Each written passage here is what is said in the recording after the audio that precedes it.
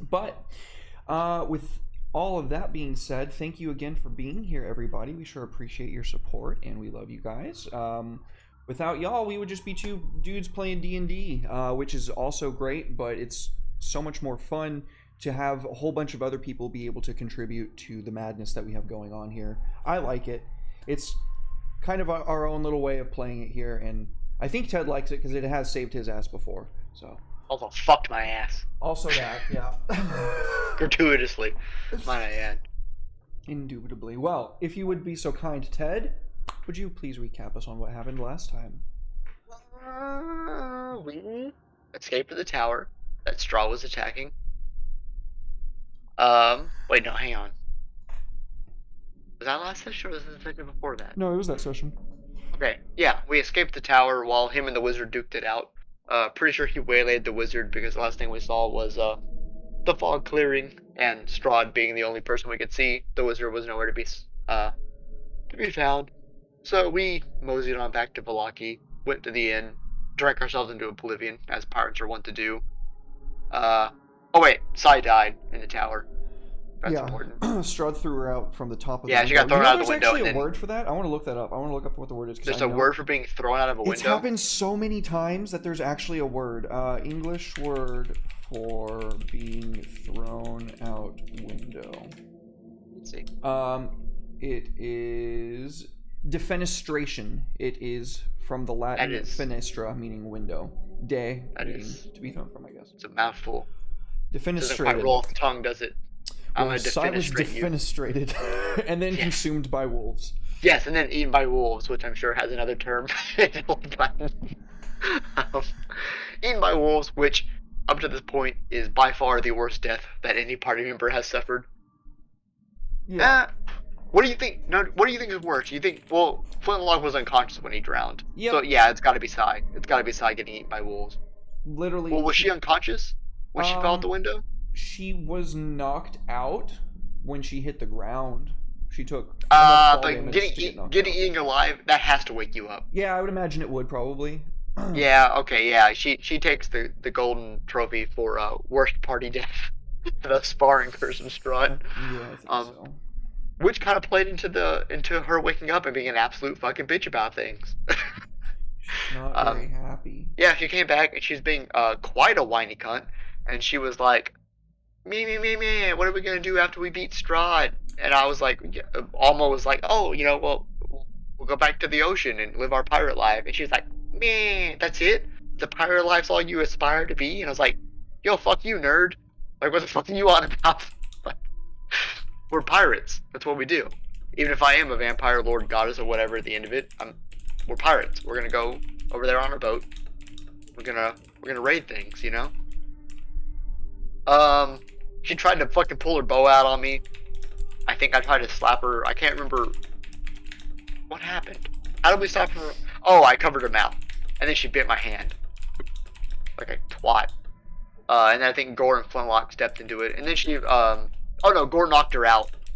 And then she woke up and she was much calmer than she was. And then we were like, oh man, that was something. And then we talked to Erwin a little bit, I think. Mm-hmm. Can't remember what about. But I think we just chatted with him. We like him. And then we were like, well, we know where the next artifact is, so we gotta mosey on down to this flooded village to get Strahd's journal, his wish diary. He writes all of his fan fiction. All his hopes and dreams. All his hopes and dreams. And so we made our way down. Oh wait, no. Yeah, because we already had Esmeralda with us. She agreed to come with us, so we were like, okay, let's go down there. So we went on down there without much problem, really. Until we bumped into a scarecrow. Turns out Alma doesn't fuck with scarecrows. Who would have thought? Yeah, she does not fuck with scarecrows at all. Doesn't fuck with scarecrows one bit. Did not like that. Does not recommend it. So they killed the giant scarecrow, and then continued on just to find out that the swamp was full of multiple scarecrows, which made everything worse. They fought through those, ended up going to some ruins, found a dude who was very reluctant to fight us, and we were trying really hard not to fight him. but we ended up fighting him anyway because I think he was kind of like forced into doing it because he really didn't seem like he wanted to fight. Nope. Some sort of horseman of Baba Lasagna, Bango Lazinga, Horseman of Babala Saga, yes. Baba Lazinga. I'm not gonna say her name right once this session, but yeah, the horseman of that girl, lady, woman, madam. Beat the shit out of him, and that's pretty much where we are right now. And now we gotta take on Billy, whatever her name is, Billy Bob Thornton. Billy Bob Lazenga, Billy. All right. The old lady in the swamp. We come in on the party. Gore is currently bleeding out. Oh wait, whoa! What happened? He got fucking whomped by the No! guy. He hit him with his lance twice on the last turn. He That's passed. not what I remember. Oh yeah, I he remember passed us. one death saving throw. I thought we beat the fight without getting hit once. That's what I recall. Oh no, you're wounded. You got hit one time. Oh god, this yeah. is horrible. Oh no, I lied. He has a failed death saving throw, not a successful one. Oh no! This has gone horribly wrong. So what? What do you do? I gave him CPR. You don't know CPR. Why? That's a good point, actually. Pirates don't know CPR. Well, we'll just give him his own potion. I don't know Does how he to have do any potions left? it. We use all of our potions too. Yeah. God damn it! I don't remember this fight at all. You only had two going into it, and you both used. I think you used one on Sai, or one on Gore, and one on you. This is not good. You used yours on Sai's to save her at the tower, and then I believe Gore might have used it. She's a twat. Okay, well, Sai will bring him back with those first level spell slot. He which heals is like, for I think, the 12. maximum amount, which brings him to 50 wounds, that is. Yeah. You take inspiration for the recap. Wake up, boy! His eyes snap open, and his spine snaps back into place from the healing spell. Sirik is right behind him, like, holding him up as he, like, quickly goes into a sitting at a 90-degree angle position. He puts his hands out to steady him. What happened? Did we win? Yeah, I think so. I mean, we're still alive and it's dead, so that works. Where is the big fucking thing? Want to take Right his head as over. a trophy? It's right over there. It is not there. Never mind. I don't know where it went. It turned into jelly. A trophy, Captain. Well, if you weren't napping, you would have gotten your trophy. So that's on you. Well, now what? I don't know. Get up. Stand up. He That gets persona to song his that I feet. can't remember. A little slowly because he is still heavily wounded, but he is not unconscious. Alright, now we do a quick check of everyone's... Oh, we used all of our hit die, didn't we? Okay, Sai still got some. Does Flintlock have any? Nope. Does Gore have any? Nope. Okay, well, we're in a bit of a predicament, aren't we? Yeah. What is Sai's health? Let me... Okay, Sai got the whole thing without taking wounds. Sounds about right. So, me and Gore are the ones that are severely wounded. Does Alma have any hit dice left? She has one.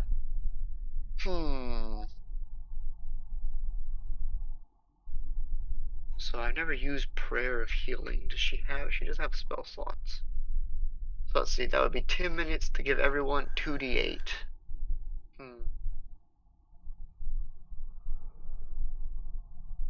2d8 at most would be plus... See if Esmeralda has anything that she can help with. She does not have Cure Wounds. We already looked last time. That's right. She's an arcane caster, not a... We might just have to burn some spell slots on some high cure wounds on Gore.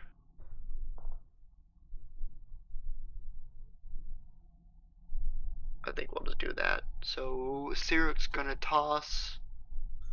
Let's see how the first one goes. a 3rd level Cure Wounds on our boy, which is 3d8 plus 4.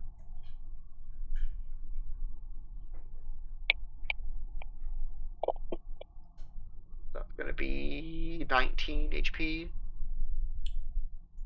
19 HP to Gore. It's going to put him at 31 wounds. You can always just drag the heal onto him. Can I? Does it work like that? Yeah. If I click it, and then I 1, 2, and drag it on the Gore. Oh, nice. Okay, that's looking better. So spell slots are becoming a thing of the past. We're gonna need to give 1 to Alma. I don't want to be going into this. I'm okay with that HP. I'm okay with going into it like this. Alright, lads and lasses. It's Psy. Guess we're gonna keep walking this way. Alright.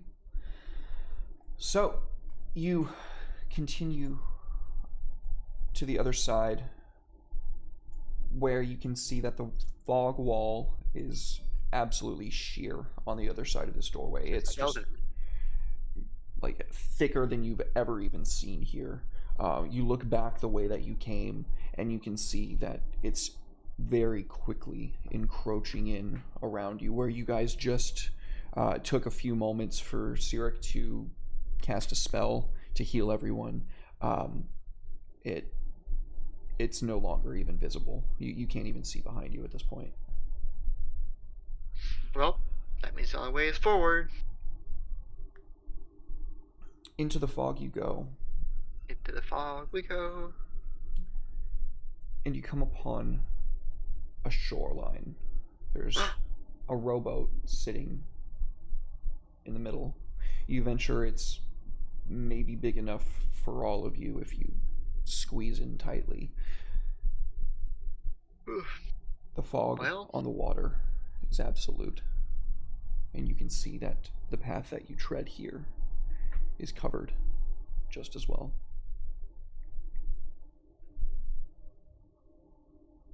We're pretty accustomed to the water, so row on, my friends, and hope it's not a fish boss. You pile into the rowboat, and after a while of Gore rowing, you can hear a very familiar sound.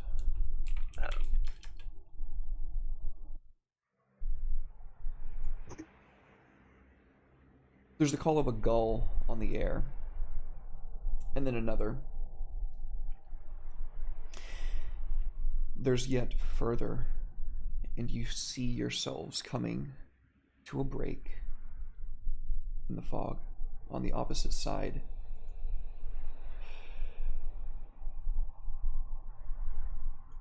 You see out in the very middle, covered by this fog, an island. There seems to be like a dome of clarity around it. There's no fog for, I don't know, maybe 300 feet on any side of the island, and you just came in on the break on the north side.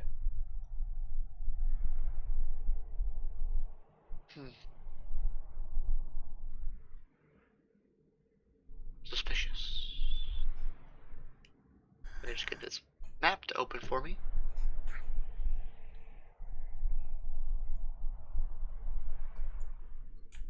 Let's see. I want to see map. It's just a blank screen for me. It's just a black screen for you because... Oh no. I made it that dark. You can see now? Yes. Oh, this is pretty. Will made this map. Shoutouts to Will. Let's fucking go, Will. The guy's got some talent. Dude, Will is the fucking best, man. I want to be like him when I get good at making that. Wait, is he the one that also does the voiceovers? No, that's Red. Okay. Trying to keep track of everyone. Yeah. Got so many talented people involved. Oh, tell me about it, dude. I'm just like an amalgamation point for these people. They're like way better than me. There's a crab over here. Oh, right. So we landed on some sort of beachhead, it looks like. As you arrive, you can hear the familiar sound of those gulls. They make their way up to the top of the island where they make their nests in the palm trees. You can taste salt on the air. The sun.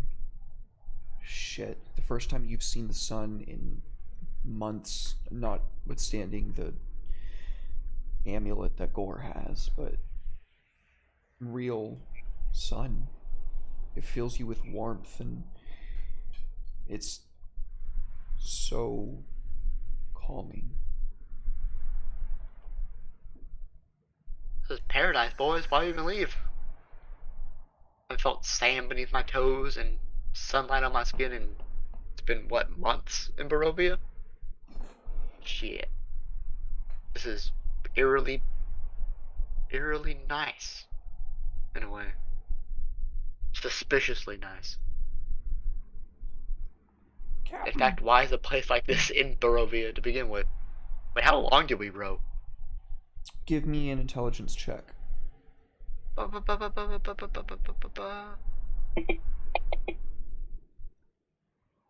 You're pretty used to keeping rhythm, and like you learned in your youth how to keep rhythm with a trained sailor's rowing, and approximate about how much time that you spent in a boat. And you would say that it was probably a good, like, 3 hours, maybe. Damn. I mean, that still isn't quite. 3 hours away wouldn't justify such a drastic change in dreariness. Or anti-dreariness, I should say. Well, I guess we can go take a look around. Enjoyed the sun and the sand, and the surf. As you and your companions make your way up the beach, you can see skittering about in this rocky crevasse a number of crabs, and they seem to be looking at you warily. There's some tiny ones, and then there's a couple that are, you imagine, like probably like 40 pounds, probably like the size of a golden retriever, or maybe like a German shepherd. And they have these big fucking meaty claws that snap, snap, snap, snap, snap, Big, snap, snap. meaty claws. I kind of want to eat one. I mean, crab meat's pretty fucking delicious. We haven't had a crab since we got to Barovia. But that can wait. Let's explore a little bit more. Gotta think with our eyes, not our stomachs.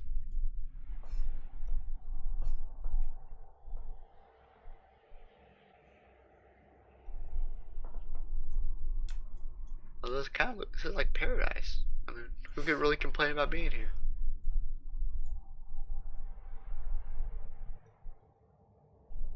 I'm just gonna go ahead and turn on free move. Alrighty. Don't go inside the cave. Is this the cave? Nope, but you're gonna find it eventually. Well, we're gonna go this way. So as you make your way across the beach, Flintlock stops you as you just are marching around trying to get a lay of the land. He says, "Captain, there's a camp back here." A camp? "Yeah, right here." A fresh camp? "I don't know." Well, go check it out. Flintlock, trying to look brave in front of Esmeralda, puffs out his chest and stalks over through. He doesn't have to like turn sideways to get through the palm tree, which you imagine someone like you would have to do even, but Gore would probably not even be able to fit in on this side. Flintlock makes his way inside where he stops dead. "Holy shit, Captain." He stops, picks something up out of the ground, and then like turns to you. He shakes some of the dust off of it.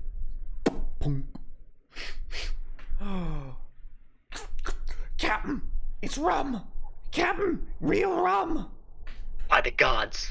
Alma goes over there and starts drinking it with them. You both take long, hearty draughts of the rum, which Gore rushes over and tries to stick his arm through. No, I think I've earned some, Captain. You know, you gotta give me some, please. Fuck you, Corey. It's fine.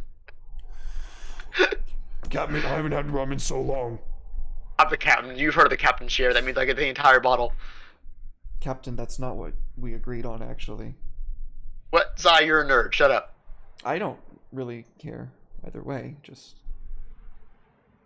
Wait, what did we agree on? Equal fights, equal loads. Shit. Gore, beat me in an arm wrestling match and I'll give you the bottle. Alright. He tries to like make his way through the palm tree and like tries to like push on the palm tree, but it's firmly rooted, so he just takes the sword and chops it down real quick, and he is able to make it through. You find a small table next to the bed that is a makeshift bed. It's more of like a cot made from fabric with a small little pillow sitting on it. Alright, Gore, let's see what you're coming to the table with.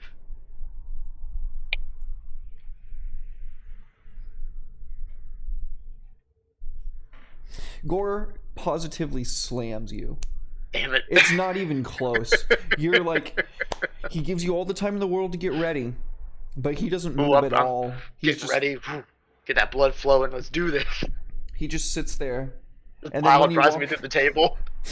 When you walk up and like get into a kneeling position before the table so that you can like put your arm on it, he just puts his little claw on it, sitting cross-legged on the ground. He puts his like big meaty elbow on the table. It barely looks like it fits. And as soon as Flintlock fires into the air for you to start, he just over. It's perfect. It's just perfectly cut screams. Let's do this. Yeah, you definitely almost feel your arm get ripped out of socket for sure. If he wanted to, he could have like. He didn't even have to try. You know what? You're I respect fast, that. But he's strong. He wanted that rum. Captain. He pulls out his hand. She Alma takes it and pulls herself up. It's yours, lad. You earned it. Always the strongest. He Of course. finishes it all in one swig, and then it shatters behind him. He turns and looks at something and pulls a couple of vines back to see a headstone. You think he had too much rum? Doesn't say. Speaking of how where's Flintlock's investigation? Let's see how fresh this camp looks to him.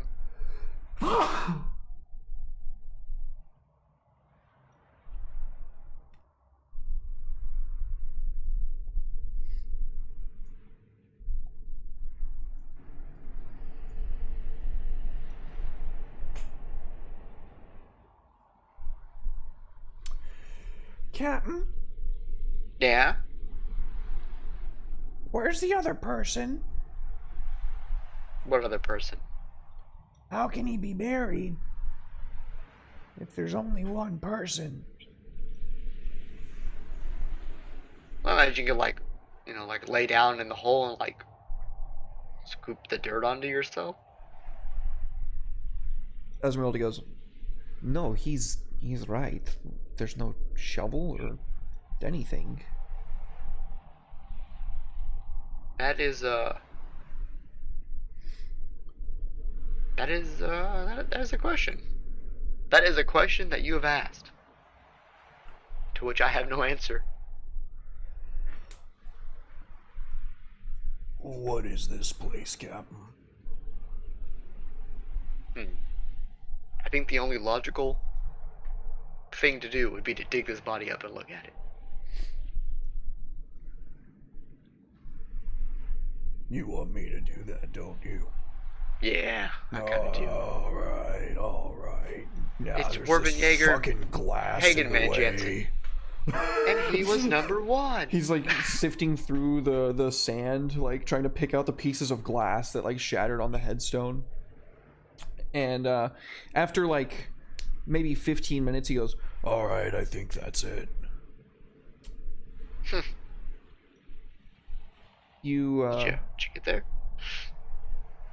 you can hear him now begin to actually like with his paws. I almost said paws with his because I always want to say big meaty claws, but I always say big meaty paws. So he uses his big hands to scoop out his big old hands to scoop out as much sand as quickly as he possibly can. And after about an hour of work, finally he hits something hard. Captain, something down here. Well, pull her up. He grabs something and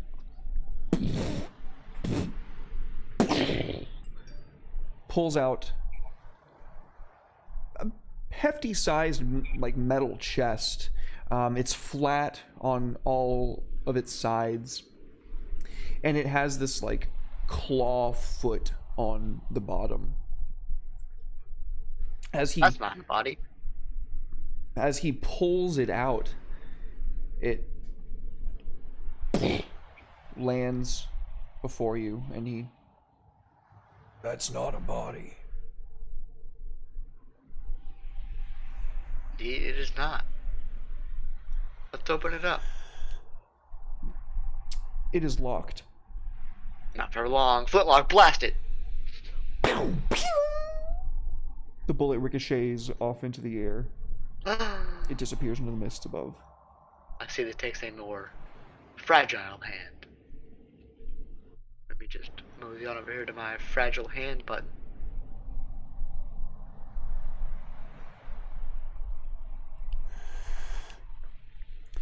You find that the chest is definitely trapped. However, this trap does not become apparent until when you put your probe in it, you can feel a slight buzzing at the end, and you, oh shit. And just as you like barely pull, the only reason that you're not taking damage from it right now is because you rolled a 25 on your sleight of hand.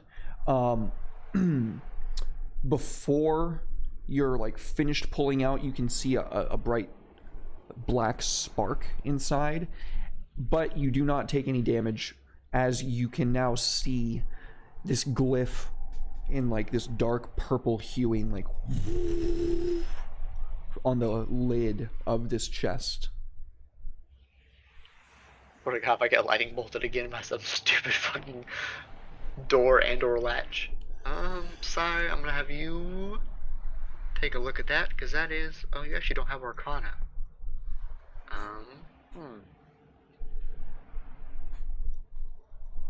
Who could look at that?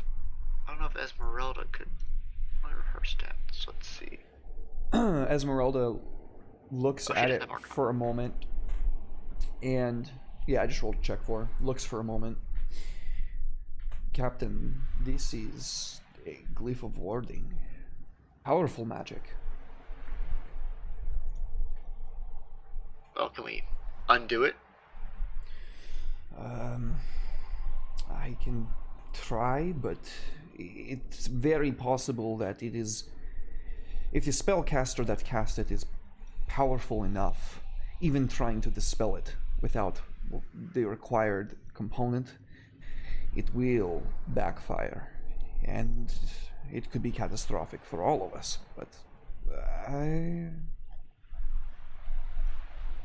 Well, I don't want to cause anything catastrophic, so maybe we'll just leave it here for now. Maybe we'll come across that spellcaster and, stab them a couple times. I am capable of unlocking things. It is very loud, but it will activate the trap if I did so. Activate it in what way? Set it off, and I have to touch it to activate the Well, spell to unlock it. that kind of sounds like a bad idea, doesn't it? I'm glad that you see things my way. Well, I mean, I just don't want, cutting out the firepower we can get, and I'd rather have you in one piece than blown into chunks across the sand. At least at the moment, I don't think it's that vital. But we will definitely remember that this is here. What do you want me to But, do with it? I guess just bury it again. All right. Yeah, sorry about that. He starts. By this point, it is starting to get what you would know as late in the day. But the sun hasn't moved. It's still high noon from where you're at. The sun is shining perfectly down directly into your camp. But you definitely feel dogged from the day. That's, as we call it in the Among Us world, that's pretty sussy. So, yeah, I mean, we're in a camp. Why don't we all just, take a break? Kick back for a little bit. We've all deserved a rest. In this strange tropical paradise we find ourselves in.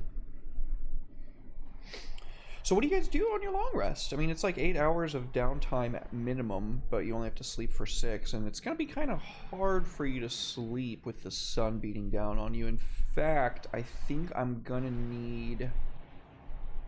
We got all this nice shade underneath these lovely palm tree leaves. It's gorgeous out here. Yeah. But with it being shell shock of coming back into sunlight after like 2 months of not seeing the sun, and also the fact that it's a disorienting landscape and the sun never moves, I'm gonna need... That would be a little bit spooky. Does it feel like actual sunlight? Oh, like I said when you first got here, it feels like the real deal. Yeah, 100%. It fills you with warmth, and it was refreshing nice. at first, but after now, it's starting to feel a bit odd.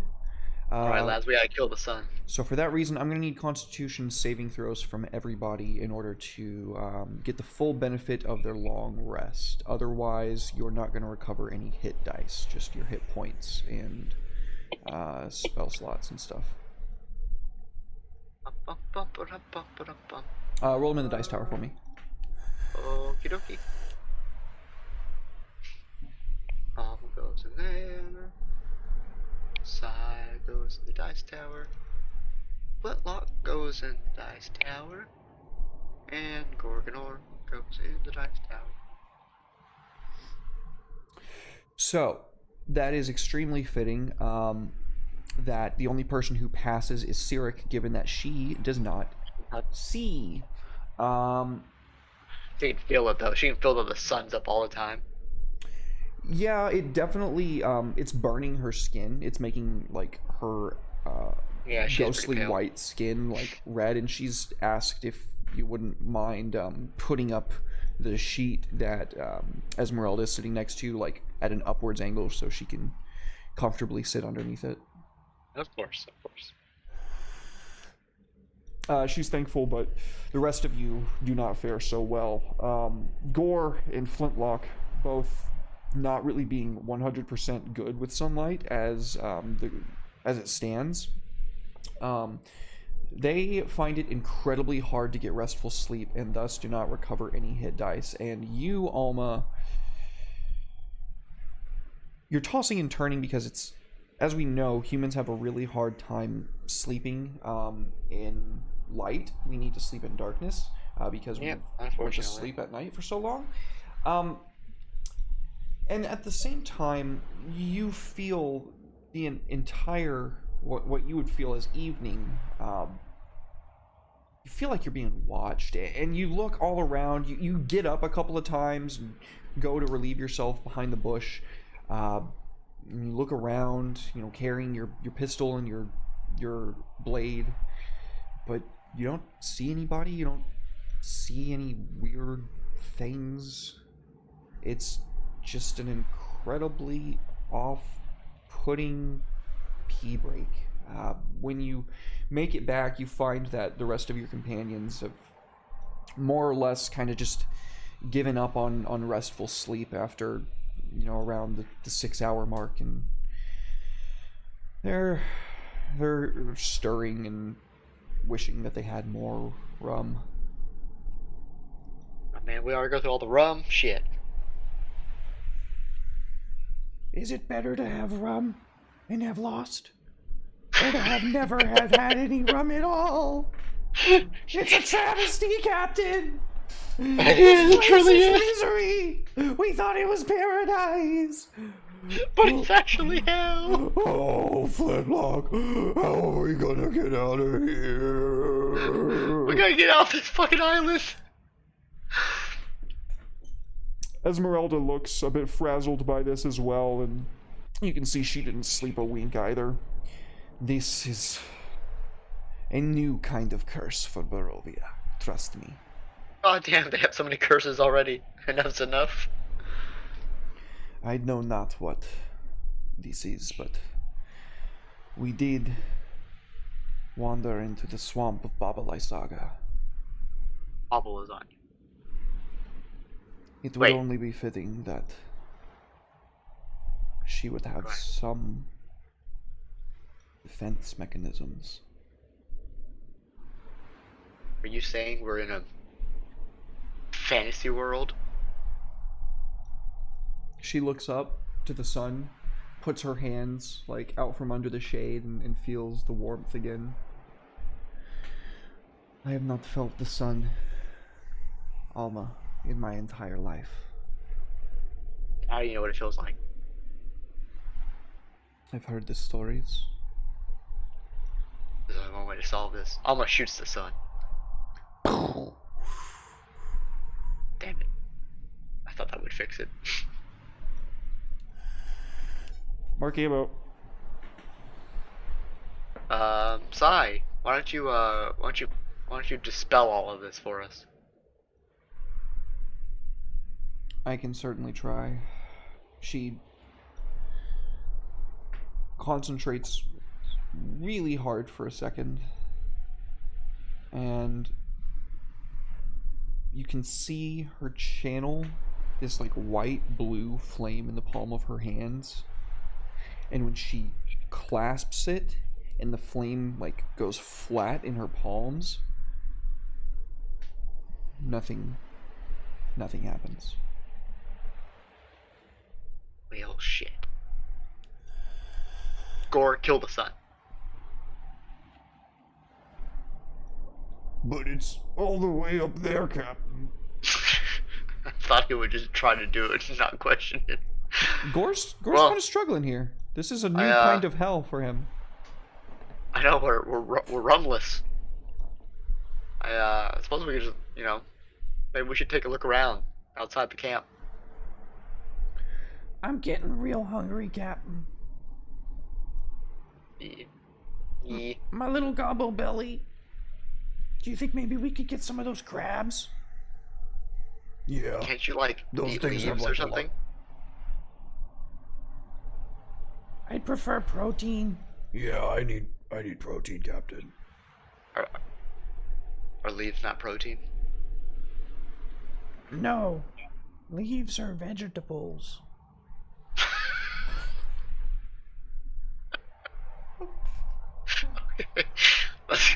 Let's go get some crabs. God damn it. You and the party make your way over to the outskirts, and Attack the crabs! what do you guys do? We just bum rush the crabs. You just bum rush the crabs? Yep. Fuck the crabs. We assert dominance. Oh no, don't put boss music on for the crabs.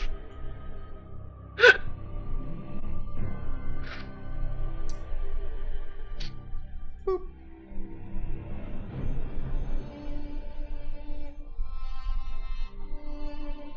Oh no! There's so many of them.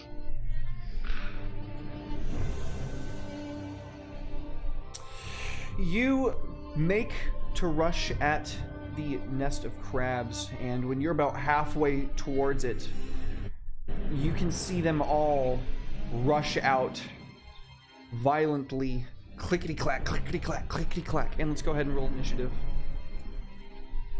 Hey, Gion, thank you for the resub, dude. 6 months. That's fucking crazy, man. Woo! I owe him a lot of shit on Final Fantasy. That's funny. He paid me to gather a bunch of shit for him, and I haven't given it to him yet. I've gathered it, I just haven't given it to him.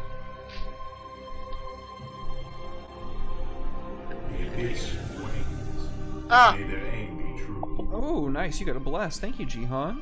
Oh, that's good, thank you.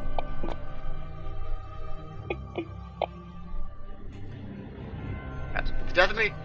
Would you like to use your bless on your initiative roll, Ted? Oh, that was supposed to be with initiative, so I'll just roll that again. Oh, that's somehow worse. Okay, let me think about this real quick. You were at 16. How important is it to waste? You know, no. Somehow I feel like keeping that for something worse is smart. Okay, Footlock goes first. Footlock, kill the crabs. Oh, these things are supposed to be way smaller. Well, these ones are. They're size tiny. Oh, they're cute now. Not the giant ones. The giant ones in the back are giant. Well, medium. That's not right.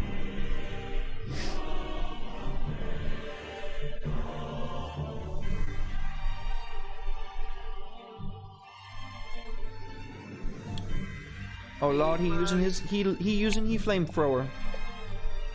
Roast them crabs. Only the giant crab 1 got hit. It did take shock, and it got no reactions and disadvantage. The crab, as the majority of the flames coat the largest of the crabs on this side. Roasted crab. Delicious. Nat Way to 1. go for a lot. Why are you like this? Giant crab 1. No, go away 5, crabs. 10, 15. It's gonna come over here and try to give it to the old flintlock. It's got the disadvantage, but it's still hit because it is angry. No. Flintlock is now grappled. I have the power of G fuel running through my veins. We can't lose here. And also takes 3 damage. Giant crab number 2. Clack, clickety clack, clickety clack, clickety clack. Get away from me. It's gonna give it to you. Crab gonna give it to you. What? Right. It does. Oh, it do. It did it. It did it. It deals you a good pinch on the side, and you go to like twist and turn out of it, and you can feel your like side like snapping, like the flesh like snapping as it's held tightly in the big meaty claw of this crab. Alma looks at Flintlock and goes, "Ah, this is all your fault. You did this to us." Captain, I'm sorry. I'm sorry, Captain. You should have eaten the leaves. That crab has advantage. But he misses anyways. Flintlock is tiny and just like drops down to the ground as the crab goes snap, and right above his head. And then the 4th giant crab, clickety clack, clickety clack, clickety clack. Damn it! Flintlock, eat your vegetables. He's got the advantage as a whale. But he rolls like shit, and you just like bat his claw away with your cutlass. It's your turn. I'm grappled by this big meaty claw. The DMX reference. Glad you appreciated that, JJ. What was that? JJ, the DMX reference, she noticed it. Oh. How am I gonna do this? Well, like my dad always taught me, when all that spell is just stab something. So I'm gonna go with that. You, sir. Release me. Ooh. Release me! It as you stab into it and dies. Then I'm going to, because I'm full of G Fuel, do what I call a pro gamer move. Ted, Gion says he needs his items, dog. What? Ted says, Gion says he needs his items, dog. Bro, I got him. Shit, I'll give him the cooked product at this point. Nice. Although I haven't been on Final Fantasy because of Elden Ring. I haven't done anything because of Elden Ring. Yeah. I feel you. The system shock failure again. And then I'm gonna take my swashbuckler free movement and scuttle away like a crab. You did kill the one that was grappling you, so you are no longer grappled.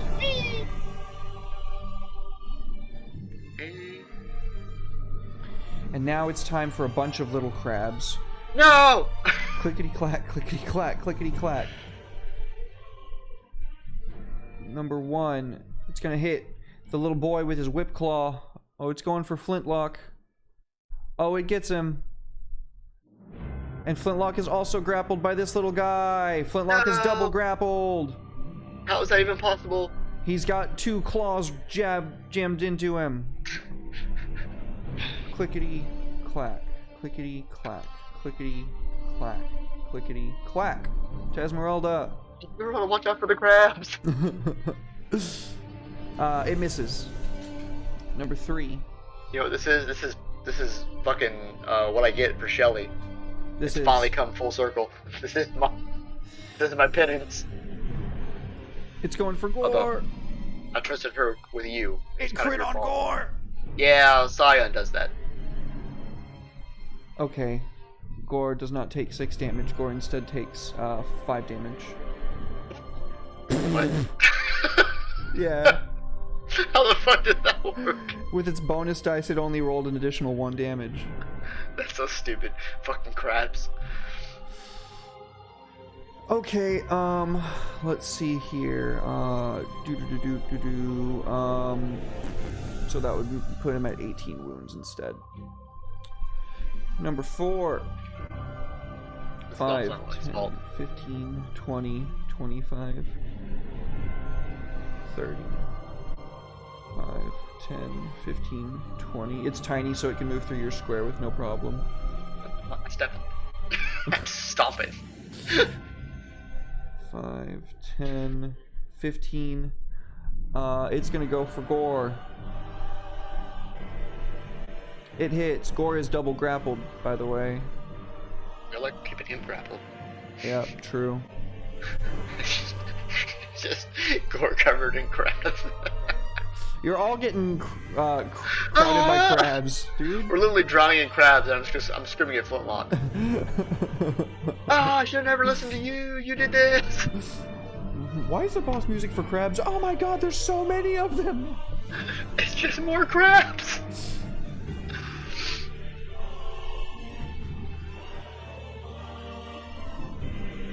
It's tiny, so it can fit. That's what she said. Nice. Okay, it is Gorgonor's turn. He is grappled. Gore, do something. There's crabs everywhere. Rage. Rage against the crabs.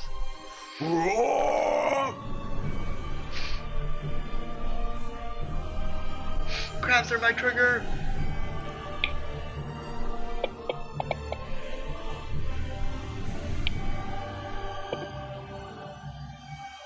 The crab freezes instantly and then like shatters into like 2 pieces as he just.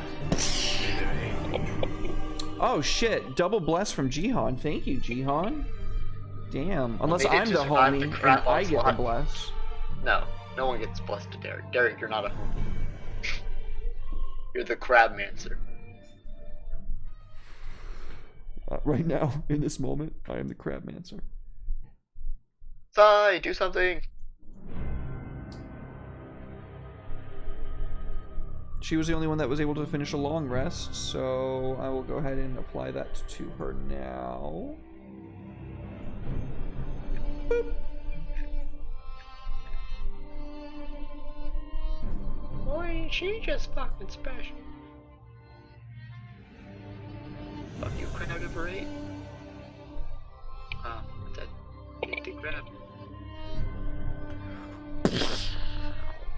Esmeralda, do something. Esmeralda did not finish a long rest. She cast a lightning bolt before.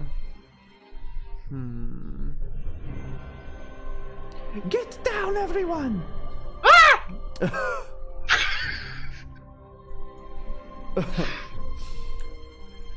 Oop. Oops. Nope. Clear targets. Okay, now let me Shit, I select. got that crab rolled a crit. Take a shot!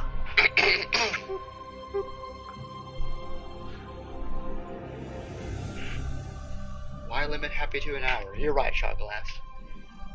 Crabs aplenty. Did one of those survive? No, none of those survived. Okay, so she just casts a lightning bolt, obliterating the majority of these crabs really quick. They sizzle in their shells, and you can see scorch marks entering and exiting their bodies. With a smirk, she sees that all except for the one directly in front of her perished. The one in front of her somehow survived and succeeded the system shock failure too. I guess he was just like underneath and tiny, so he just got barely. It's the one crab with the scar across one of its eyes. It's the crab with the red glowing eyes. Yeah. Yeah, it's the super crab. And it's not even one of the big ones. All right, fine. I hear grapple, which is a problem. I don't need to explain that to you. I'm pretty sure the flamethrower doesn't give a shit. So we're gonna roll it on these two. I think, correct me if I'm wrong, but 15-foot cone. yeah, I don't think that takes disadvantage. No, it's just it's not even an attack roll. They have to be making a saving throw. I thought the flamethrower was an attack roll. No, the force cannon's an attack roll. Oh, how the fuck do I roll for the flamethrower then? It's his DC. That's a pretty low DC. Okay, it's 12. So we're gonna change how this attack looks, I think. Is that what we're gonna do? It says DC 12. Yeah. Okay. So how do we make this go off of...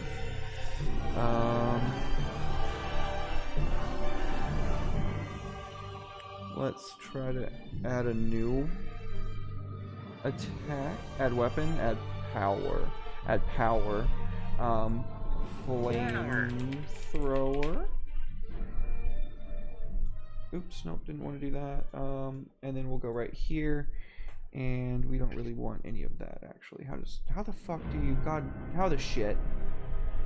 Okay, I'm just gonna have them roll the DC 12. Dexterity saving throw. Dex saving throw. One of them passed. The giant crab failed. The small one passed. So I will roll the damage in chat. I'll apply it to him. Yeah, we need to get the flamethrower figured out. Yeah, I didn't realize that was a dex save. I thought it was an attack roll. Yeah. I'll have to do that. So the flamethrower is... Sure, there's a way to change this. That's gonna be... Oh, that automatically... Interesting. Because you had them targeted still. Oh, because I had it targeted. Well, that works out. Alright, so the big crab is now scorched inside of its shell and collapses in a heap of smoldering crab flesh. It is... he still has... Oh, he still has his action. shot, that's right. So we'll just do it with disadvantage and see if he can stop this motherfucker. Thanks, Gion, I appreciate that. I love doing Flintlock's voice. Bro, your voices are fucking lit. Thank you, honestly, they're like a big reason why I love my crew so much. I appreciate that, dude. I try. You do well.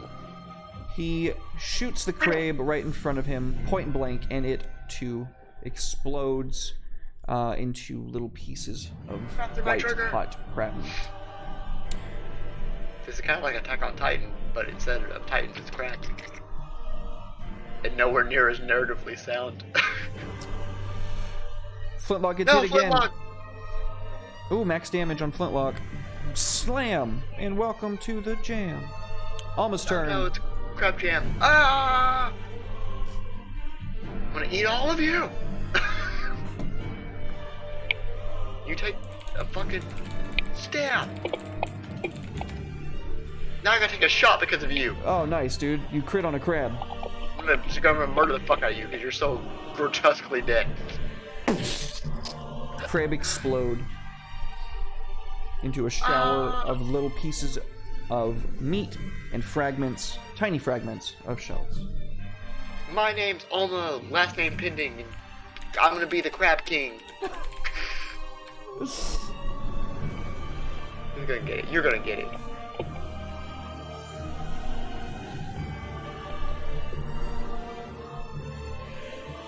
Die, crabs, die!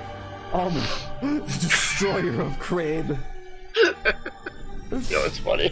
When I was playing Black Desert Online, there was a title called Lord of the Bees for killing like 5,000 bee enemies, and I farmed that shit out because I wanted that title so bad. That's amazing. And then I stood there and I was like, yes, I am Lord of the Bees. The bee lord. Because bees are amazing and they should be protected. So the two remaining crabs are wild animals, and seeing that they now stand absolutely no chance of getting a meal out of this, are going to leave. They can try. Yeah, they try to flee to the sea. No, come here, you little shit. Get back here. Esmeralda's going to try to skewer one of them with I her missed. rapier. I don't know why. Don't let that crab escape. He's gonna tell his friend. Oh fuck! I'm gonna crit that. Take another shot. You crit again? Well, no, I crit that okay. last shot. Oh, okay, that makes sense then. All right, so Hello? you miss the crab. She's gonna make.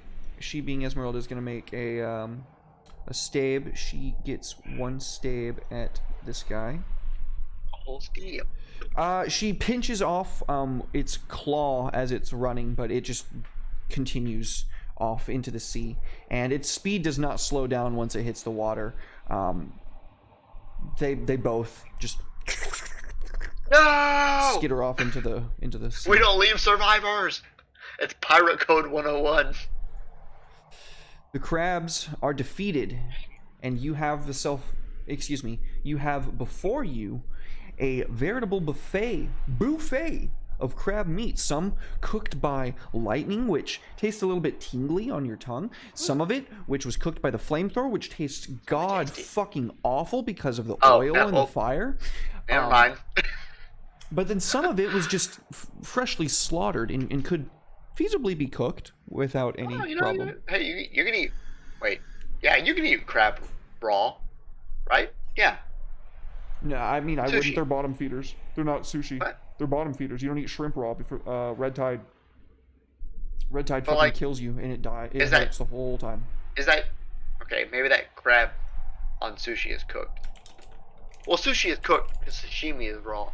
I'm stupid. Let's go back to camp and eat all these crabs. You and your companions gather up the bits of crab Dream. and make your way over. The ghost of cream. Ghost of Crabs, and make your way back over to the camp, where you settle in to. Now we can cook them deliciously over a fire. The ones that weren't fucked up to begin with. Yeah, Flintlock, being the quartermaster, sees to the cooking. He does the best he can with the limited supplies. He has Gore. I'm saying Flintlock, get your head in the fucking game. Well, I was gonna say This he is has your idea. He has Gore Use the vegetables. take some of the coconuts that you don't want to eat crabs with grass. That wouldn't taste good. How do you know? It's grass. He has Gore. Well, fucking, we know about rosemary's grass. That's fucking delicious. That's a specific type of grass. This is just island grass, and it doesn't taste like anything other than photosynthesis, which is chlorophyll, and tastes really planty. Yeah, this place sucks. He has Gore take one of the coconuts from the palm tree that he cut down, and when Gore splits the coconut open, you find that the milk inside is rotten, and unfortunately Flintlock is unable to bring any more taste or spice to it outside of I the trusted you. inherent meat flavor. You looked me in the eyes and you were like, Captain, let's wage war on the crabs. And I was like, I believe in you, my little green boy. And you Captain, fucked us. this whole thing was your idea. Whoa! I told you to eat the fucking leaves. You're the captain. Yes, I told you to eat the leaves. And what was your response? Captain, those are vegetables. Well, I mean, crab meat's still better, even if it is, you know, a little bit rubbery and tastes kind of old, even though we just killed it. Well, I mean, if it's rubbery and it tastes old and it doesn't taste good, I think that's the cook's fault, isn't it? You tell me. And he hands you a stick with a little clump of crab meat on it. Let me, I'm gonna roll a thingy here real quick. I'm gonna decide if this shit's good or not. Just gonna throw that in the chat. Yeah, that's pretty fucking tasty, actually. It is actually not pretty fucking tasty. Oh, never mind. I'm gonna fucking vomit into the bush right here. Yeah, I warned you. Yeah, you are a fucking horrendous chef. Tastes Please like- never cook again. Tastes like dirt. Swear to me now, as your captain, that you will never fucking touch food again. He looks over at Esmeralda, who's just like kind of looking at him. I've cooked for you like 1,000,000 times, and it's always been better than this. Has it? Yes. Okay, well, is that happening right now? Let me have some of that. Gore just chews off like the whole rest of the crab meat on the stick. He's like swallows it. No, this is pretty fucking shit, Flintlock. This is probably the worst thing you've ever made. I swear, I just used the meat. There's... I think it tastes quite awful as well, for the record. Fuck you, Sai. No one asked you. I'm sorry. I'm still lashing out from your outburst last time. She looks at you kind of hurt. Yes, that's going to help bring me around. That's fine. Fuck you. And everything you said about us as a family last session. Eat my dick. If she had eyes, she'd be rolling them. Imagine not having eyes, boys. Although she can see like 600 feet in the dark, so I guess I don't really know what I'm saying. Well, that was a very sub-fucking-par dinner, Flintlock. Thank you very much. I hope we get ample rest from that. Yeah, I think this is probably a good time for a break, in fact. As you guys are setting down to, the rest of them, the Flintlock and Gore and Sai, they're gonna eat. They have to eat. It's up to you whether you choose to eat or not. If you don't, you're gonna be taking a level of exhaustion. Esmeralda has like a little sliver of jerky left that she kind of looks to you like, she's got that look of like, are you gonna ask me to share this? Like, because I'm not gonna tell you no, but like, god damn it, it's not a lie. She doesn't say that. That's like the expression you get from her face, though. No, they're my crew, so that means I eat their shitty fucking dick ass cooking anyway. Flintlock. Dinner served. He puts the plate on the small table that you're all gathered around, and as you make way to dig in, you can see coming in through the fog wall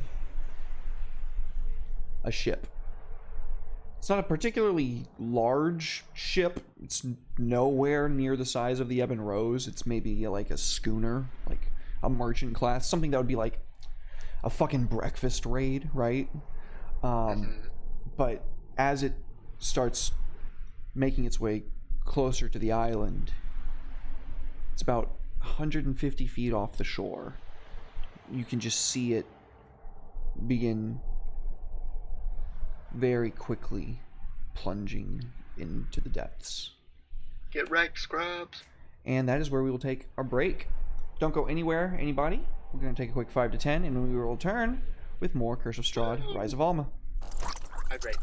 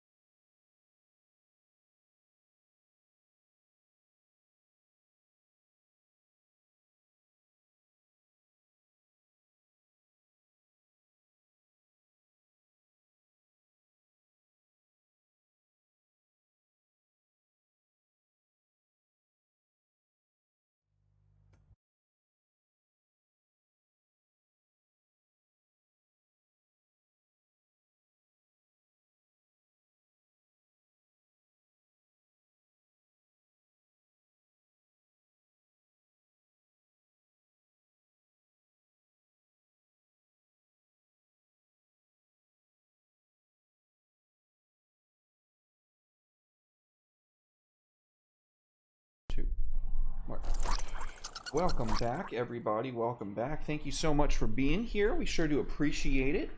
And let's go ahead and hear a word from our sponsor at Homebrew Havoc. This year, the most creative minds from the world of tabletop role-playing have joined together to create an actual play adventure that is not to be missed. Join us as we explore a truly collaborative world come to life, only able to exist thanks to the imagination of a global community. There may have been others before, but never like this. Join us for Homebrew Havoc! Oh yeah, bring snacks.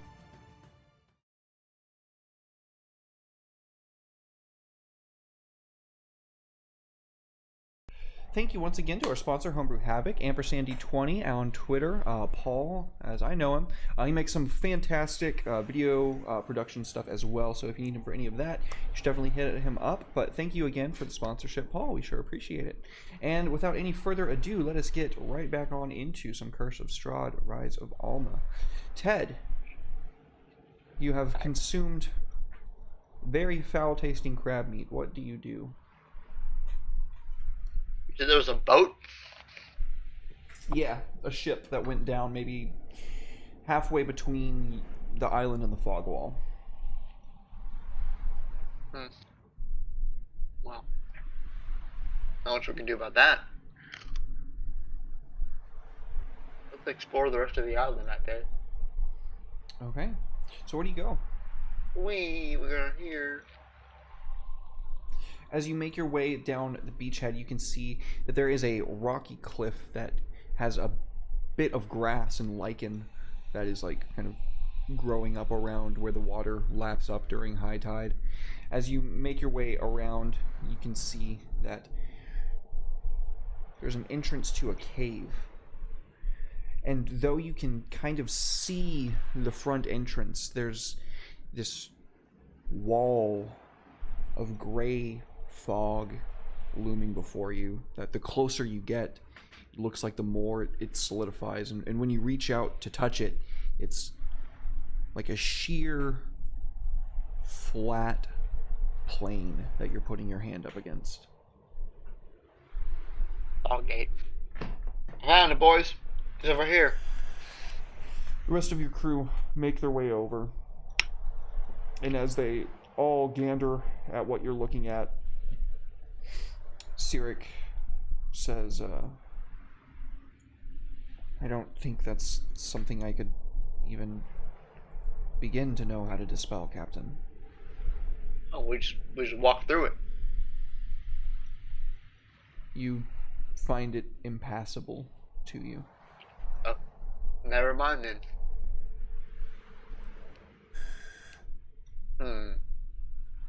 Suspicious. What's on the north side of the island? You can see the long beach ahead, and on the opposite side, just poking up over the sandy hill, you can make out the boat that you guys came here on, resting on the shore.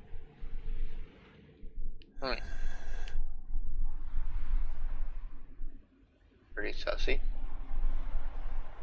Well, I guess we will gather on the boat and go look at that shipwreck. All right, so you and your companions make your way back to the small boat, and when Gore and Flintlock get on, the big old orc begins a paddling.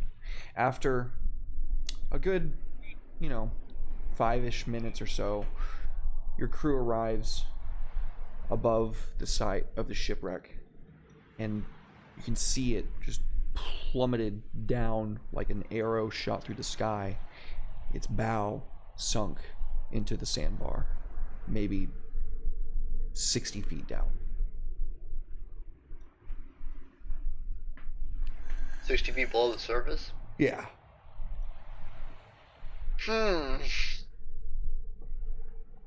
That is a problem. Well, I'm the captain, so I'll dive down first. Gore, intent on not letting you go alone, is very soon to dive into the water after you, you can hear the sound of his great body breaking the surface of the sea. And we get a quick view of Flintlock and Sai and Esmeralda, and there's kind of like an uncomfortable silence of like a third wheel type deal, and Sirik just kind of doesn't really know. I don't even think she would pick up on it. She's so socially awkward, so socially inept that she wouldn't even pick up on it, but Flintlock's just kind of like... Sai. What's that? What, who? Sirik. She's so socially inept that she doesn't even feel awkward that she's a third wheel right now. But Flintlock and Esmeralda are kind of like looking at each other from across the boat, like they're giving each other those like, hi there, like not like fuck me eyes, obviously, just like you're kind of cute eyes type deal. But me and Gore just dove down 60 feet into the ocean, and these motherfuckers are trying to get it on. So as you begin making your way down, I'm gonna need athletics checks from both you and Gore.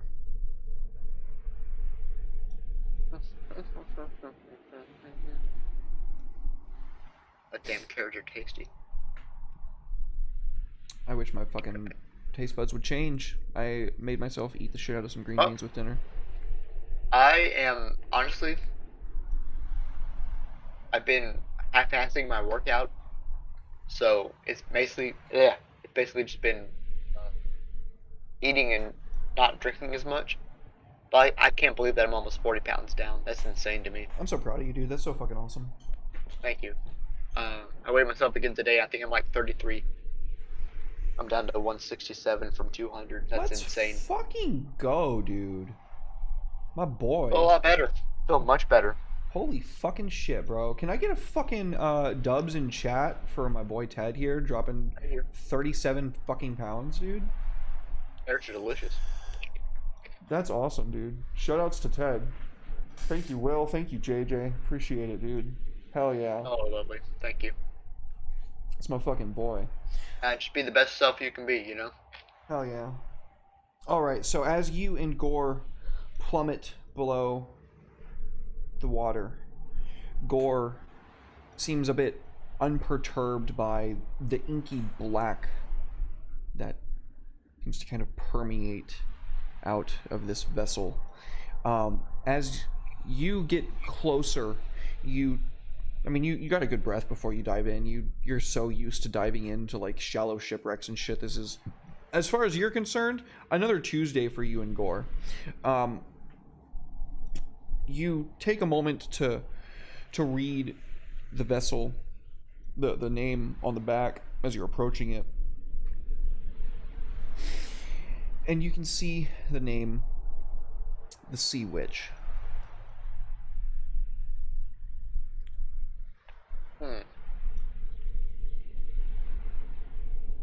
Any crew?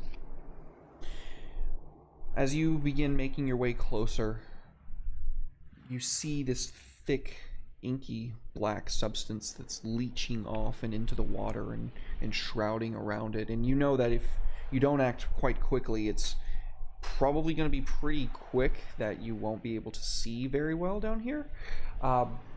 When you swim around and take a look at the vessel itself, there's no sign of crew on board, at least not on the upper deck. No bodies or anything? No. That's pretty sussy. See if we can maybe go down to the lower decks. You swim around to what you see as the large hold that is kind of like hanging loosely. Go ahead and give me athletics checks from both of you, and I need your total to equal more than 30. Okay, athletics from both of us. Oh, thank you for the resub, Ted. The tier 3 resub, dude. Thank you so much, dude. Much love. That time of the month. Thank you, man. I've got crabs and they taste bad. So try as you might, you cannot pull underwater this hold open. From this area, you don't think that you'll be able to access the lower decks.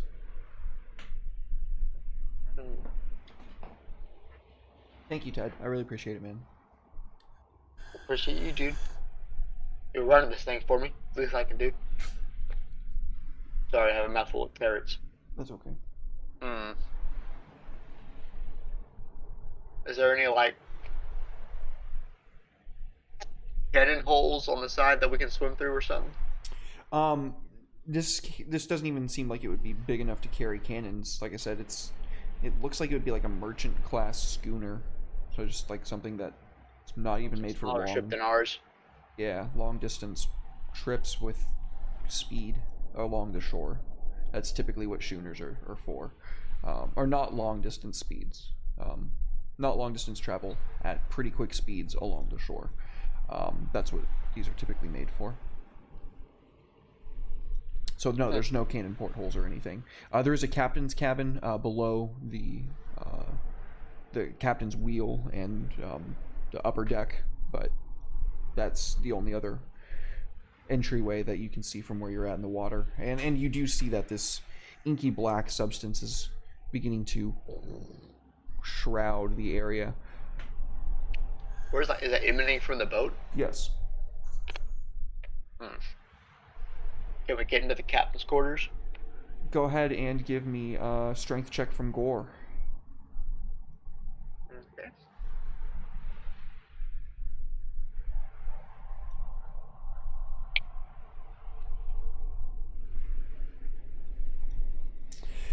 Yeah, no problem. So as Gore is beginning to pull on the door, you can hear the wood like cracking with effort. And then he stops for a moment and you can hear this dun dun dun dun dun dun dun. Give me a history check from Alma.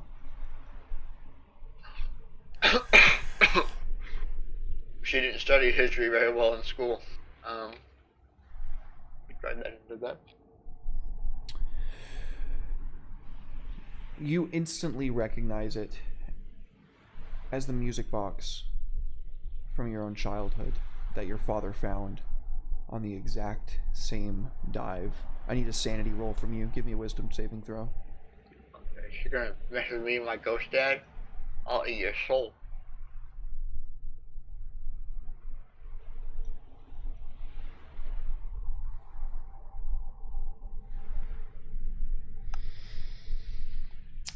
That is one less than you needed.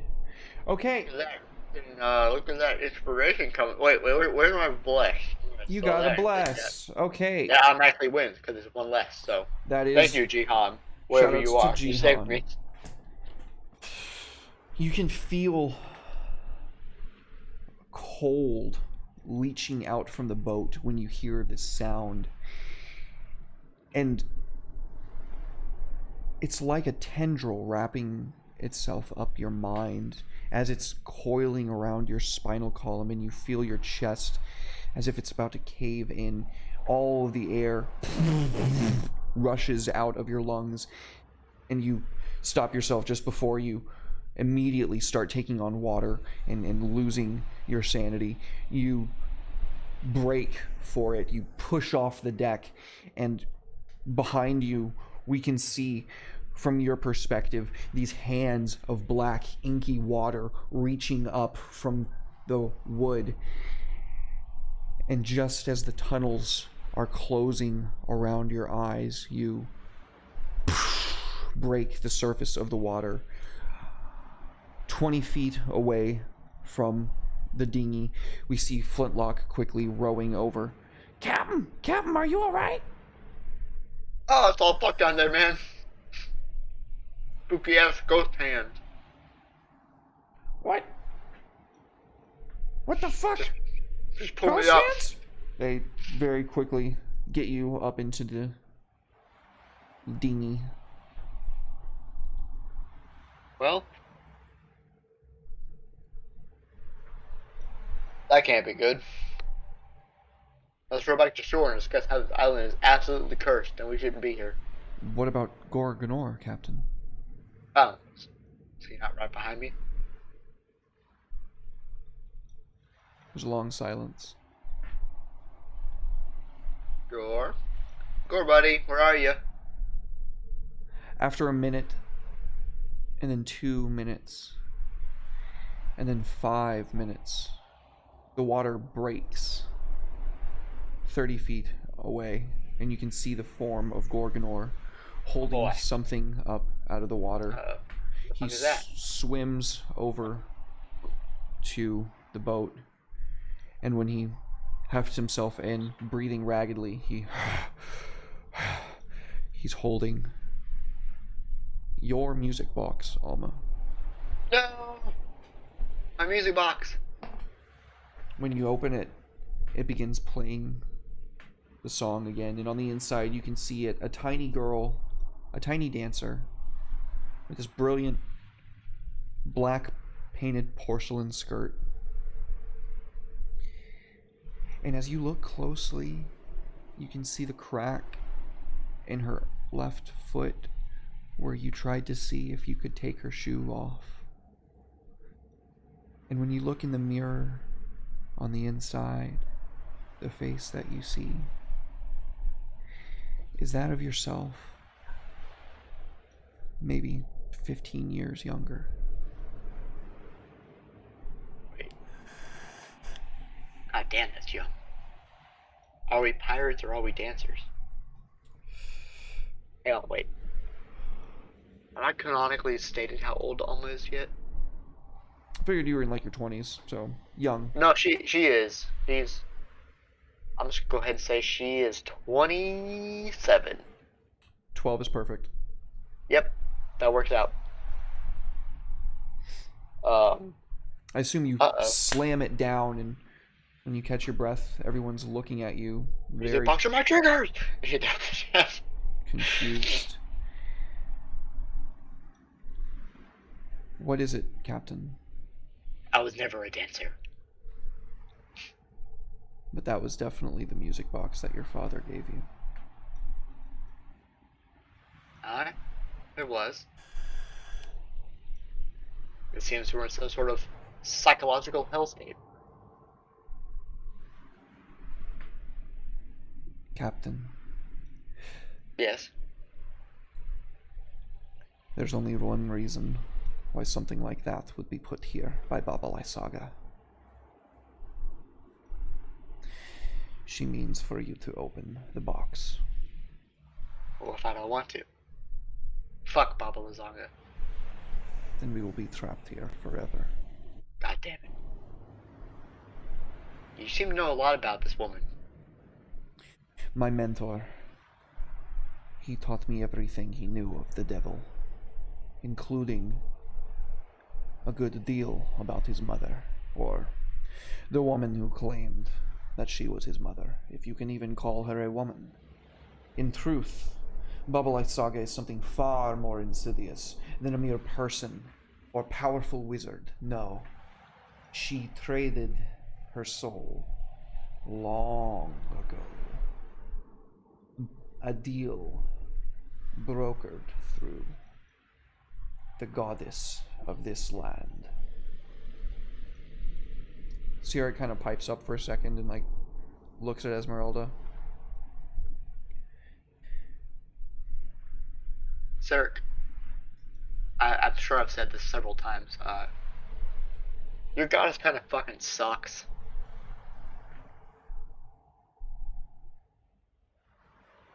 There was a time when she relied on that power. Now she wields it as her own, Captain. So, what happens when I open this box?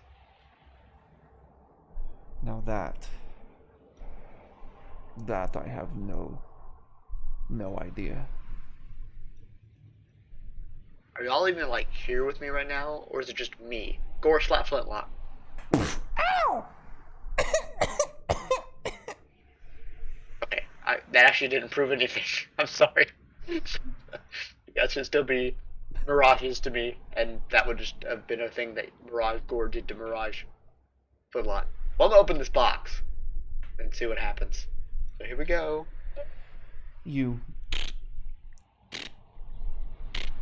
wind the bottom, open the box. And we can hear... I'm going to go ahead and play it in the chat. I'll do that.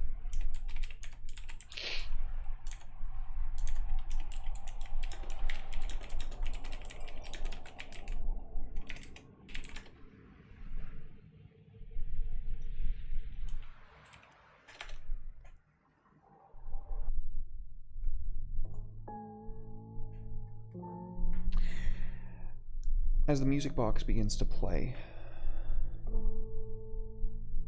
the sun overhead begins to darken. Your eyes turn to the sky, and you can see a great celestial body slowly moving into place over the sun. And in 30 seconds, it stops dead in the middle. A baleful red blacks out the blue of the sky. And the fog wall takes on this form of insidious, roiling faces of black mist, red, congealing in parts like blood. And the stars above look like nothing that you or your crew have ever seen under any sky on this planet. A chill passes over the water, and you can see the fog wall slowly beginning to enclose on the island. Well, that's bad. Ain't it, buddies? Gore very quickly begins paddling the boat towards the shore. Oh shit, we're not on the shore yet. Yeah, get us to shore. Go, go, go, go, go. And just in the nick of time, you can see the wall, like a dome, sink over the top of the island. There's a perfect spherical pinhole above, where the red, baleful light of the blocked-out sun paints the island in the most brilliant shade. Pretty. Of crimson. It wasn't so, foreboding. Well, I have an idea of where to check. We're just gonna mosey our way back over to this cave. You and your companions find the wall missing. Yeah, The inside of the cave now open to you. I had a feeling. Well, boys, glasses and Psy. Guess we're gonna go into this cave. I'm going to turn the toggle back on. There's this clinging blackness to the inside, as if the darkness itself is desperately seeking to attempt the light peering in through the mouth.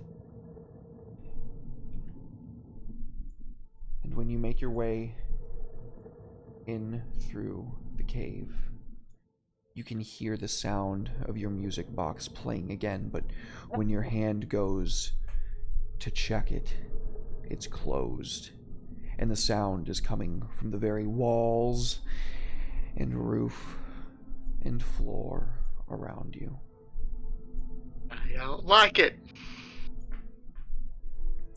You can hear a laughing manifestation deeper from a small crack in the wall.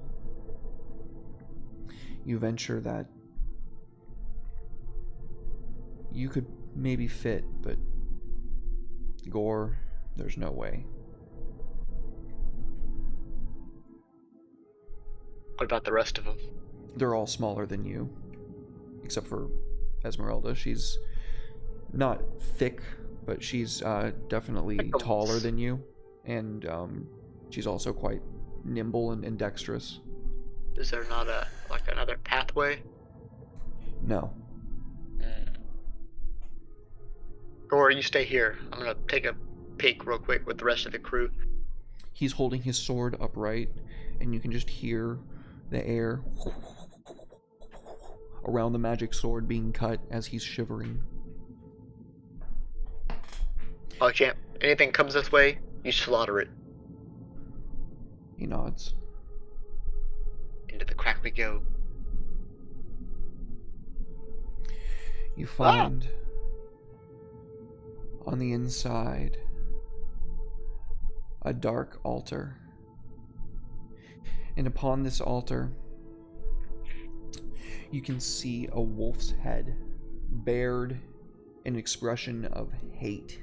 Its ruby eyes seem to be dripping with blood. And the wings of a bat are formed of stone to make a motif that shapes the plinth. Upon this plinth is a curse. It's in a tongue that you don't recognize, in an alphabet that you've never, ever seen. But when Sirik picks it up off of the plinth, she gasps. Captain, this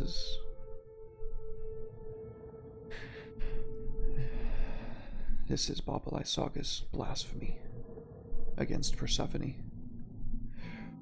Her manifestation of will.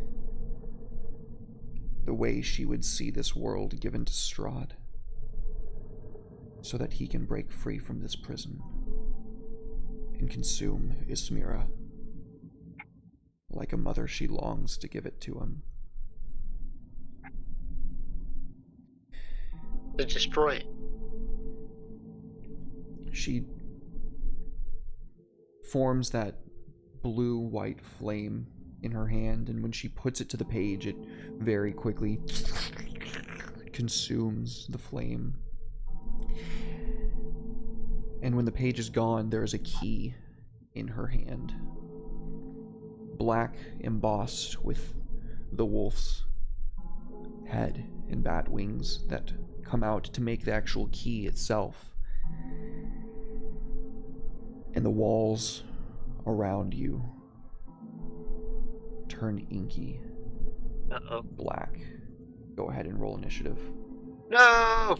For everyone, Gore included. Yep.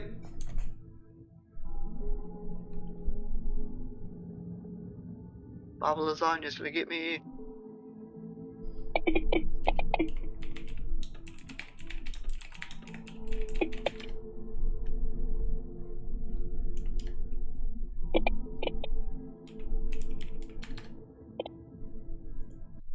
Hey Odie, welcome in, dude. Hey Mark, good to see you. Thank you so much for the lurk, homie.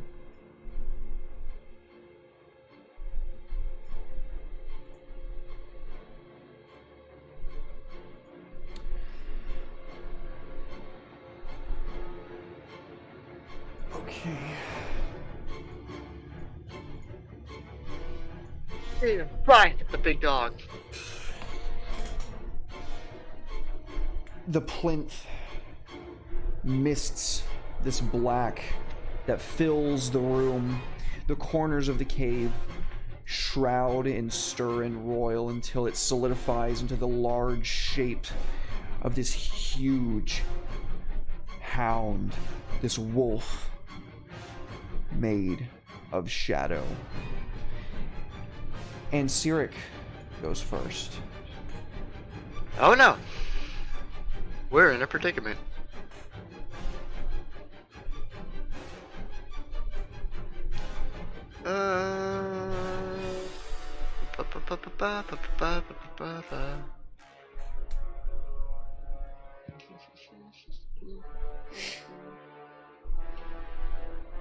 Do that.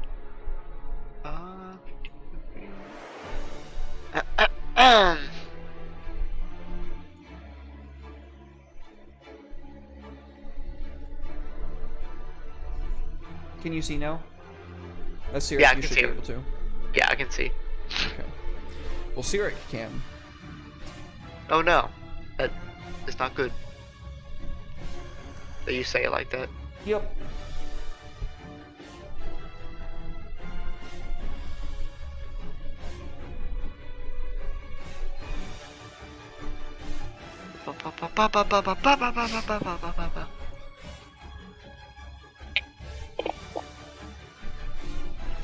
The radiance from her spell, as the blue and purple flame forms a huge circle around her, begins nipping at the shadow creatures.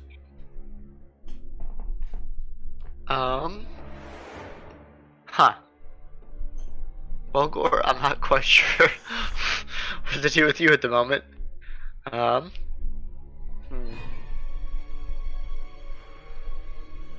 A hole's made of. Well, he's got a magic sword.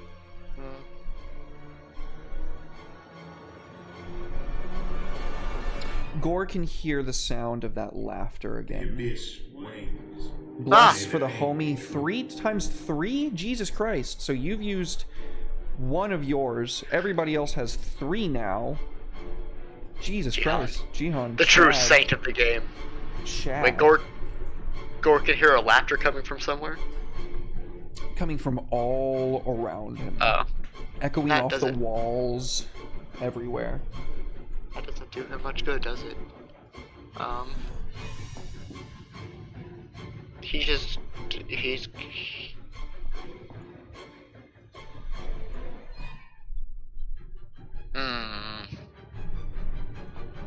What can we do that's useful, Gore?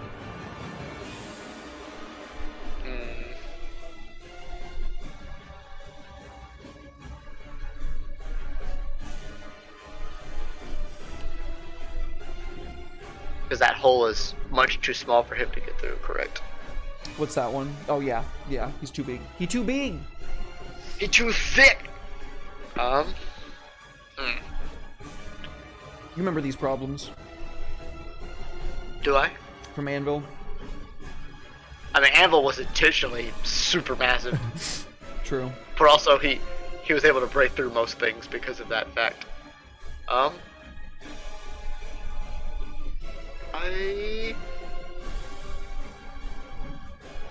guess I'll just have him rage. Remember, if he doesn't attack something or be attacked by something, he loses it and he gets a level of exhaustion. He's already raged without finishing a long rest successfully, so if he rages again without any... How many times has he raged today? Twice? He's already got 1 level of exhaustion. Huh? We took a long rest, didn't we? He could not After the successfully crabs? take one. Oh. Only I thought that was only Sirius- for. I thought it was only for hit dice. Hit dice and abilities, I said. Let's see. Well, I guess he'll just hang tight and do nothing. Alright. On the account of his thickness. Oh lord, he too thick. Alright, we'll go ahead and roll the damage on, or roll the save on this guy.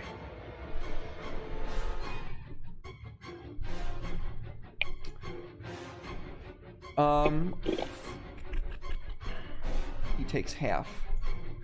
No! Okay. He lets out a terrifying howl. He is going to be targeting... Boop, boop, boop, boop. And Gore can actually hear him, so he's going to be taking this as well. That's stupid.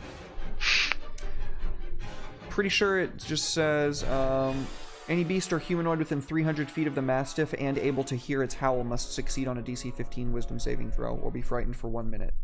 So everybody that failed that saving throw gets feared, which it looks to me like it was only Flintlock. Flintlock was the only person that failed that saving throw. So while terrified this way, what does it say? While frightened this way, it's just standard frightened. Okay. He can repeat a saving throw at the end of each of his turns, ending it on a success. Standard frightened. He must take his movement to get as far away from the big creature as he possibly can. And he cannot directly target it in combat. And as the creature lets out this long, baleful howl, the others chime in unison, and the shadow seeps in, blocking out all of the light inside of this cave. And now it is Alma's turn. What is this horse shit? This is a hard-ass encounter. Yeah, I know, it's because you kept Gore out of it because he had fucking sunlight. Yeah. Yeah. I'm picking up what you're putting down, buddy. So what, I roll with disadvantage on Alma then? Yeah, unless you, take the attack of opportunity to move out of the room. Why would I move out of the room when the enemies are in the room? So that you're not away from Gore. But if the thing I'm trying to kill is in this room, why would I leave this room? So you can fight on your terms. I'm just throwing things out there. You can do whatever you want to do. It's a lot of attack of opportunities. Also, Flintlock will have something he can do to alleviate the circumstances a bit, if he can pass that fear. Let me think here. If I dodge and then I run. But that leaves pretty much everyone to deal with at least one round of fucking ass blasting.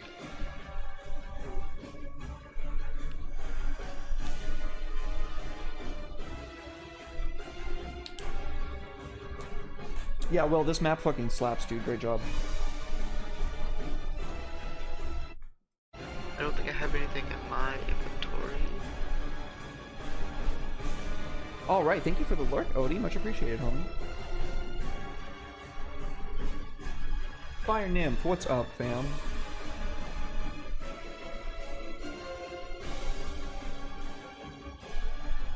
Is the pointer fucking with you? Huh? Nothing. Never mind. I thought you were trying to fuck with something in the pointer. No, I'm just trying to.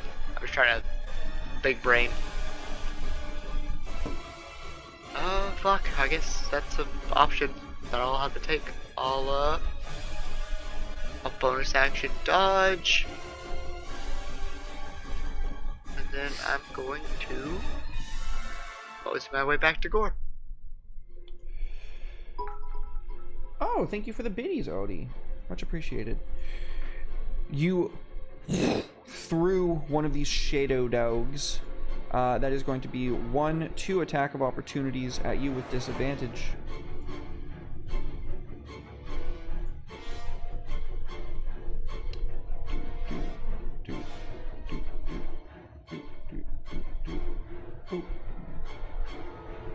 Ooh, good thing that was a nat 1. One of them's getting fucking stabbed at. The big one? I get. Well, yeah. I guess if he was one of the ones that. Yeah, it was the big one and the one that was in your way in the hallway. All right. Well, Or it'll be with incorporeal, so you. yeah, it'll be disadvantage, but I'm gonna take my attempt. I'll take it. Alright. Eat my riposte, you stupid dog. Alright. You hit through shadow and you can feel a bit of resistance through the magic blade as it cuts. And you make your way back out to Gore. Alright, Shadow Puppy number 1, you're gonna make your save before you do anything. I'm gonna drag this on. You succeeded, so you will take half. Okay. Alrighty. So Shadow Mastiff number 1 is going to come running out, and it is going to make an attack at Gorgonor. So it is this thing's turn now. It turned invisible because you are completely shrouded in shadow. Where it is at, it is still in shadow, so it is not being hit by the sun. It is invisible. It has advantage attacking Gorgonor. Master. That is somehow still a miss. Gore can, like... My boy! The magic sword that Gore is holding, like, he isn't really expecting it, but it like leeches out to one direction, and there's a clang of this creature's fangs biting down on the blade for a moment before he just throws it off. My boy, shadow number 2, take your say, boy. Takes half. Also invisible is now going to be making an attack at Flintlock. Because it is not Flintlock. smart enough to know that hitting Flintlock is going to give him a chance to break free of the fear. But also, it's a shot. he got That's an crit. unfortunate shot. And I don't think Sai can undo that. No, because we haven't long rested, so that's great. Yeah, you wasted that on a 1. I know! Give me fucking crabs. Flintlock gets to repeat a saving throw. What is it? It is a 15. 13? Is it wisdom? Yeah, because it's Yeah. fear. My boy! That is a success. If it's 15 or a 13, that's a success. It was 15 and 16, so. Yeah. So he is no longer feared because his back explodes in a shower of blood as the shadowy hounds very corporeally tear into his little gobbo flesh. Mastiff number 3 is Master right. number 3 gonna make his fucking save. Oh, 2. also, Flintlock needs a save versus prone.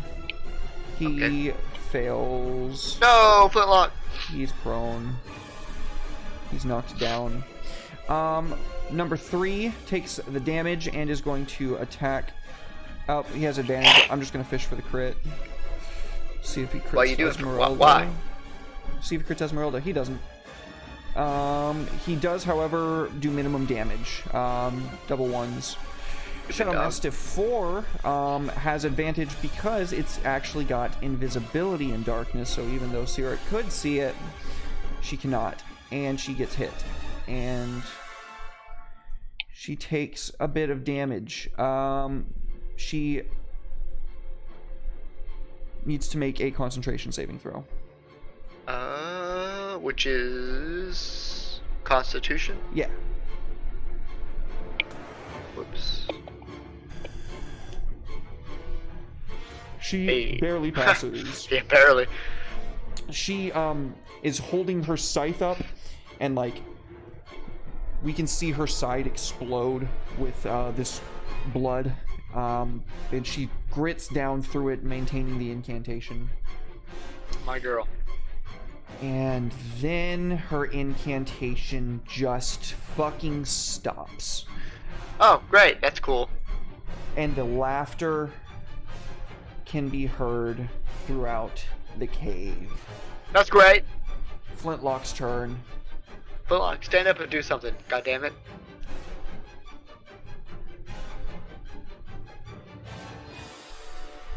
He uses half his movement to get up.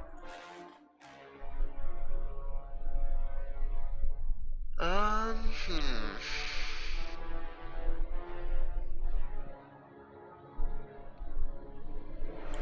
Flintlock can create a light source, is what I was referring to earlier. If you're referring to the grease, then technically he can't, but if you're allowing that, then that's something I'll do. That's not what I meant, but that's creative, so I'll allow it. Just because rules is written, it doesn't technically work like that, but... I never use his spell slots, so I mean, fuck it. Why not? When he pulls this orb off of his bandolier, there's like a string attached to it that snaps once it's like a foot away, and we can hear it like... And he just throws it on the ground where it cracks, and then grease. Go ahead and use the paint tool to tell me where you put the grease. The grease is in a 10-foot radius from where it's done, so there. Okay. And I need to see if he can get all 3 of them. Alright, let me remove the circle. Uh-oh. Come on, FGD, you can do it. Circle removed. Yeah, I just... Fancy Grounds is stuttering for a second. It's a chuggin'. It's a chugging! I add this new pointer, and I see how... Okay, I can't hit... No, there's no way I can get all of them, so I'm gonna have to hit these two. Okay, so go ahead and let me roll them dexterity saving throws. That is a pass on the big guy. That is a failure on the little guy. The little guy's probably about to fucking eat it. So I'll throw that in the chat. The little guy is no more. He disintegrates in a explosive fire. The big one, however, takes the damage and snarls at the green little gobbo, putting the fear back in him a little bit. So he is going to disengage as a bonus action and run. He can't disengage as a bonus action, only you can. Nope, he has to nimble escape because he's a goblin. Let's go, Flintlock! Okay. He's getting the fuck out of there. He's going to be incurring an attack of opportunity from this Shadow Mastiff because it has gone again. So it refreshed its reaction. I'll just have to take that then. Hopefully it doesn't hit No him. advantage, though, on it. Shit. That is a hit still. Oh, no. It happens. Oh, no! Ah, fuck! He collapses to the ground as he is, like, trying to run down. The dog is facing you, and then in an instant, like, without even moving, it's just facing the opposite direction and gnashing its huge maw into the little green gobbo. Well, that's unfortunate. Esmeralda's turn. You know, what is she gonna be up to? She shrieks for the little gobbo as she sees him go down and hears him cry out. She is going to cast... let's see, does she have another third level spell slot? She does. I'm not going to be a bullshit DM. She's going to use her fucking spell slot. She's going to hit... she's going to target both of these guys right here with the lightning bolt. With the lightning bolt. And they both fail, I believe. The big guy might have passed, actually, I'm not sure. Yeah, the big guy passed, but the little one, Nice. as the arc covers it, the little one is no more. Siric's turn. Sirik!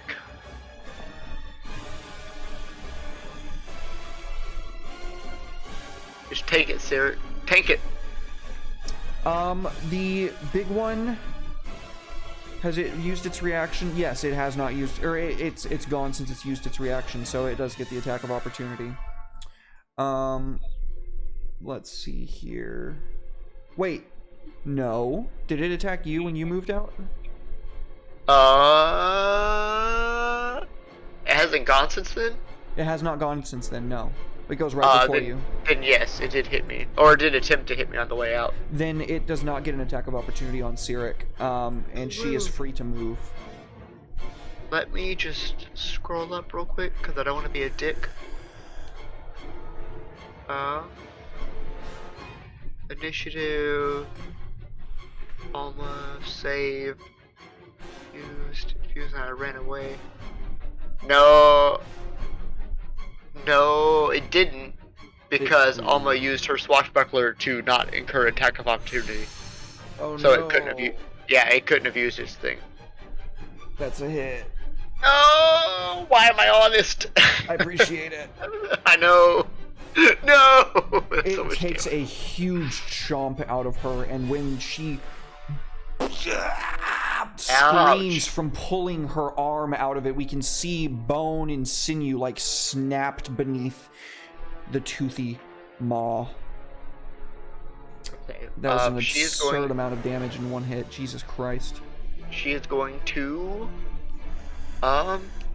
hit Flintlock with a third level lay on hands from 0, which gives him a total of math.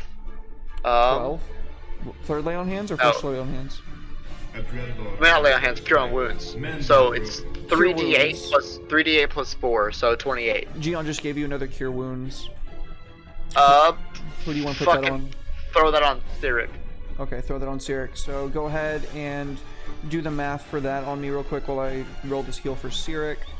That's going to be 14 plus 4 is 18 hit points back to Cyric.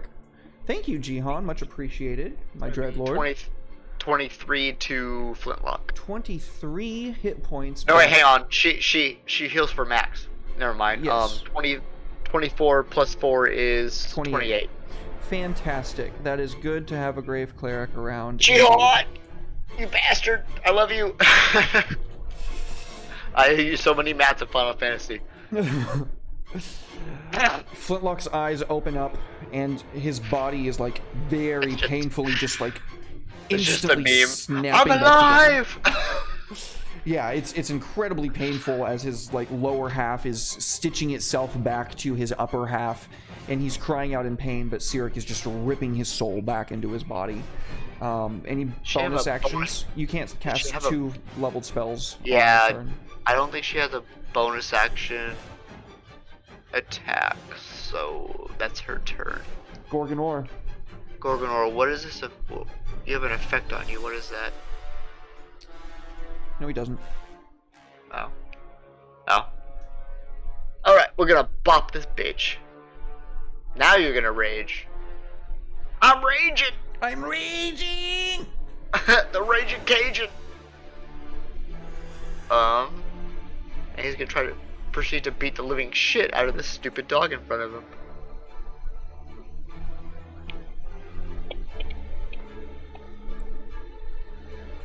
Definitely a hit.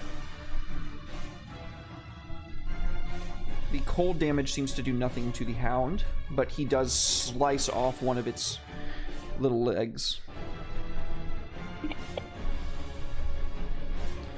Ooh, low damage on that one. Shit. Well, he hits him with the spirit, so disadvantage on anyone that's not gore from that hound. Okay. That's his turn.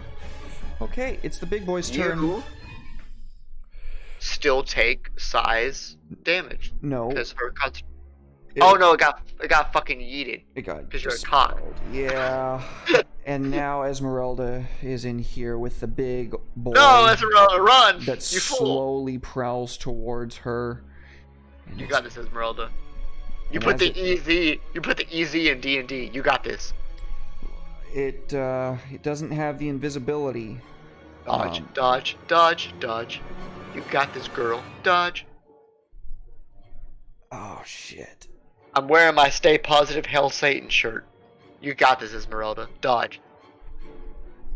Oh, but it's still got pack tactics because the fucking dodge. Shadow Mastiff Just is dodge. on the other side. Just dodge. Just dodge. No. And she is prone. Oh, no! Jesus. Oh, fuck it. Just drags her to the ground by her legs. She cries out as it begins chomping at her right foot, and like we can hear the bones snapping underneath the immense pressure of the Shadow Hound. It's Alma's turn. Alma, stab this motherfucker. Go, Strahd, are you with me? Make this dog eat shit. Oh no! Go, Strahd, why? Go, Strahd. Okay, well, okay, second time's the charm. Eat a dick! Dead doggo. You slice its head. Just call me PETA, I'm putting them dogs down. Jesus Christ. That's a dead doggo. Well, that was her turn, so. Shadow Mastiff 3 has advantage. Esmeralda, no! Miss! Nope, that's definitely a hit. And it begins tearing into her shoulder. She cries out do something. in pain again. And then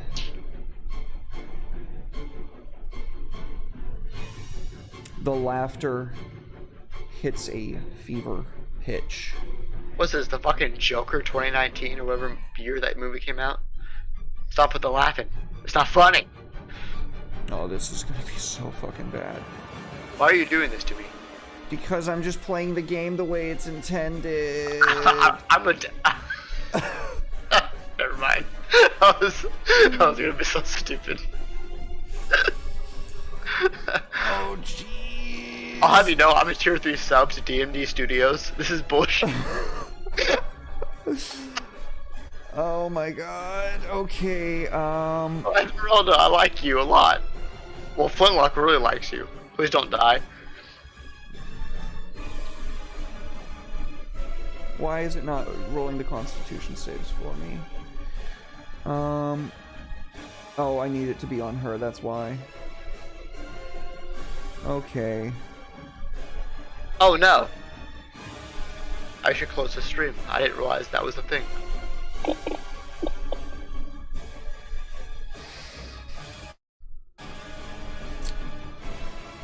A lot of stuff happening there. What's that? Oh, you can see everything on my side? Yeah. Ah! You can Yeah, go ahead Alma- and add those blesses if you think it'll help.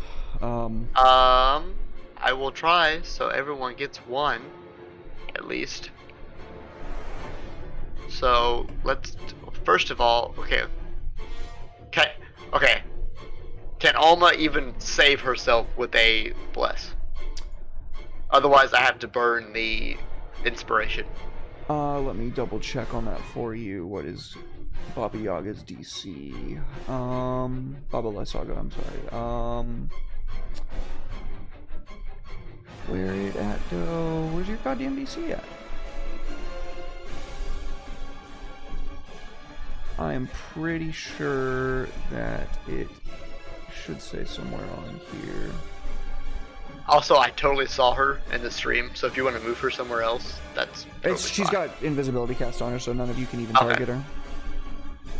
Fair enough, though. Thank you for your honesty once more. Of course. Her DC is... God damn it, why can't I fucking find it? I was farming souls, and I was like, oh, I shouldn't be seeing this. I just yeeted it.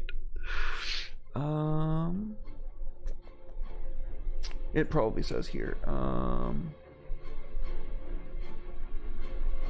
Oh, it should say on the combat tracker. Did I accidentally close the combat tracker? Excuse me. Ah, bless you. No, that would not save you.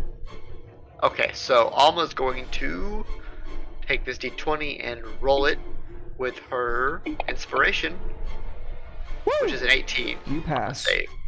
Okay. Let me remove that inspiration. So that is So 16 going hit down, points back to Alma. going down the line, would one bless save Cyric? Cyric is at a 9 with the saving throw. No. Would two blesses possibly save her? Wait, actually, let me double check on that. You can only use one bless per roll. Shit. If she maxed out on the save, yes. On the Okay, bless, so yes. I'm gonna attempt it. Let's fucking go! Let's fucking go. Okay, so 16 hit points back to Cyric. Flintlock. If he's at a 10, Actually, he can no, make it. she was really low already. She was at 3 now. Wait, what happened? She was already really low, so that takes her down to 3 wounds remaining. Cyric. Low on what? Hit points. Remember, she got fucking Oh, chomped on. oh. Okay, but she's still standing. She is at 3 hit points. Okay, so Flintlock, on his save, he failed. So I'm gonna roll the bless on him. That brings him to a 14. That is not enough. Damn it. Okay, Gore. Well, Gore just passed. Never mind. I didn't realize his fucking save was so high.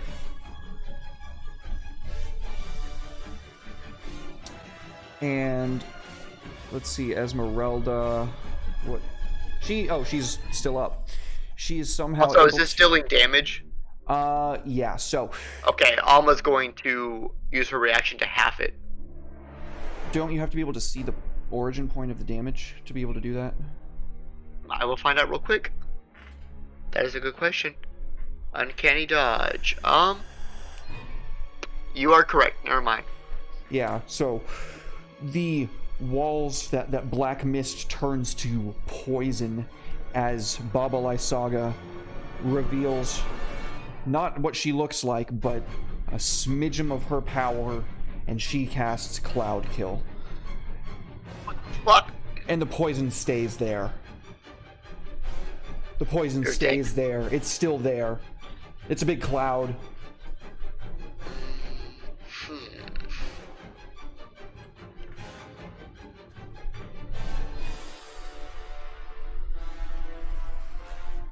And that is Flintlock's turn. He should not be... Oh, yeah, he is rolling death saves. He has failed his first death save. Why is Alma dying? I'm fixing it. Oh, I was rolled up. Never mind. Yep. You are stunned from your system shock, though. I got system. No, 16 damage would not have triggered your system shock. No, you do not have system shock. And that's it, I believe. That's all the changes. It's Flintlock's turn. He's just unconscious. bleeding. Yep, he's bleeding out. Esmeralda's turn. She is prone. Do something. She uses half of her movement to get up, and she casts protection from good and evil on herself. Smart move. And then she uses 5, 10, 15 feet to get forward. The attacks of opportunity targeting her have disadvantage because these creatures... oh, shit, actually, these are monstrosities. They might... Oh, geez. These would not be monstrosities. I would classify these as something a little bit more specific. I would classify these as Fae. So, let's see here. Because these are not regular Shadow Hounds. So they are going to have disadvantage on their attack rolls. Attack on Esmeralda. That was supposed to be disadvantage. Is she still... Yeah, she's still sitting prone. Whoops. Okay, and let's try that again. If this one hits, then it is a hit indeed. Oof. No. Oh, geez. That's good damage. Oh, geez. Oh, she crits on her success for that, though. And then the smaller one is going to attempt as well. It also has the disadvantage. And it fails. Esmeralda successfully extracts herself from that area. And it is Syric's turn.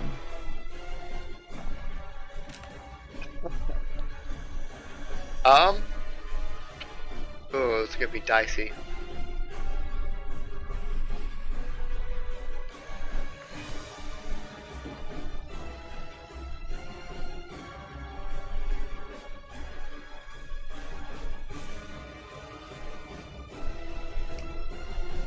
He is going to move into here.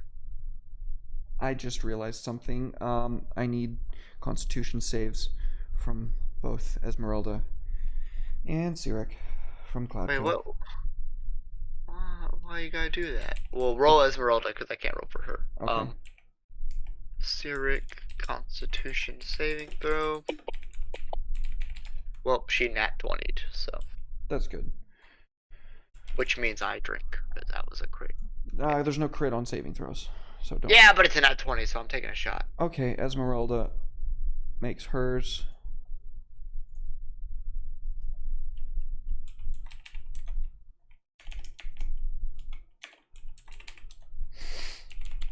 Sorry, I don't know why the music just stopped. The tension. Indeed, indubitably. The sheer mass. Okay.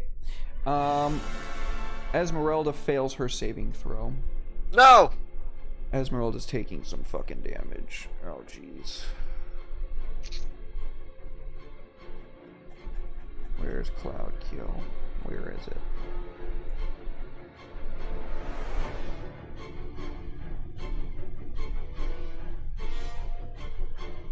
Oh, that's Esmeralda's. I was like, where the fuck is Cloud Kill? So I wasn't looking at the right page.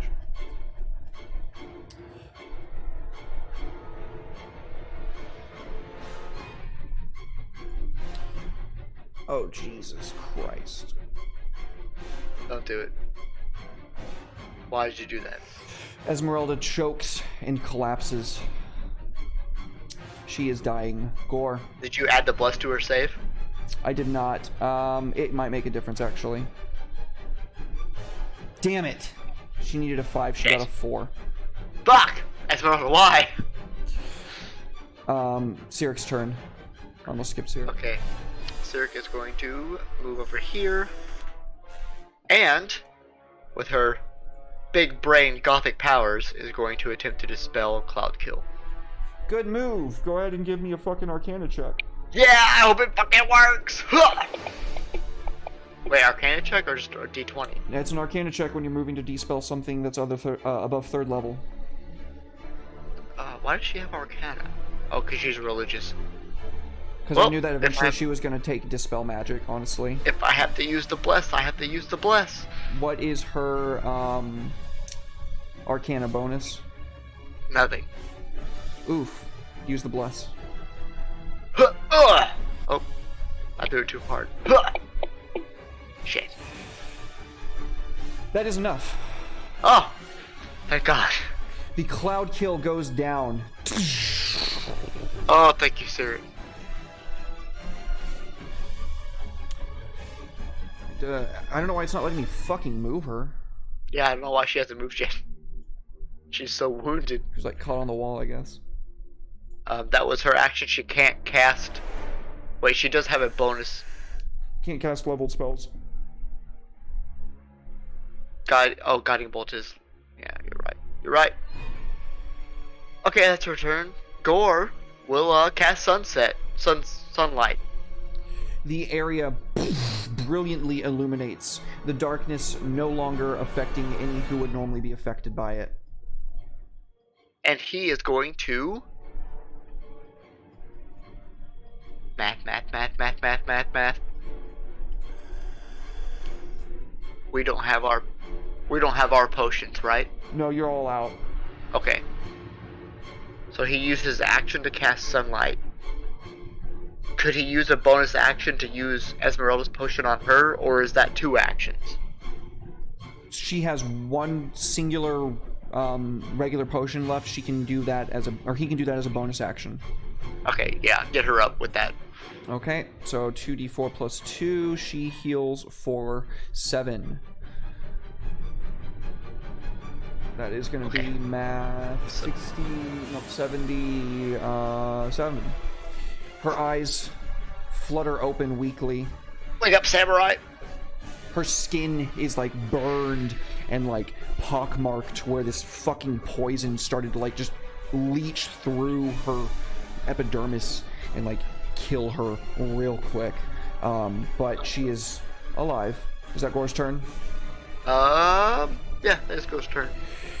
The Pack Lord Ah! slams through the wall. He's incorporeal until he comes out the other side.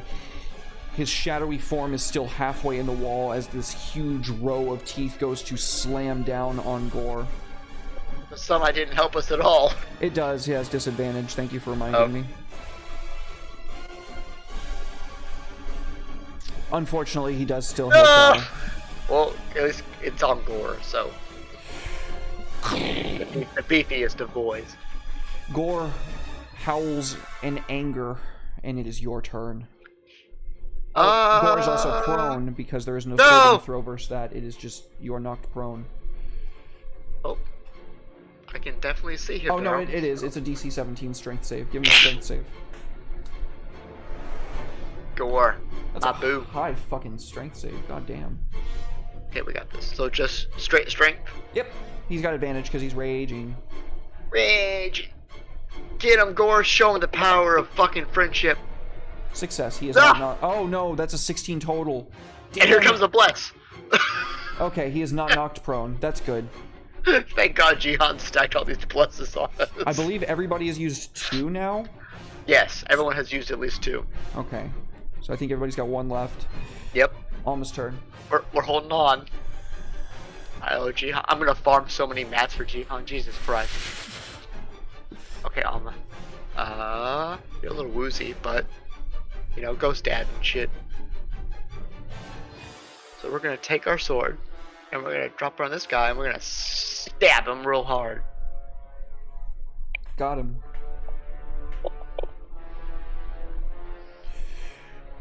And just for good measure, we'll Beyblade him. The creature bellows in anger. Fuck your anger!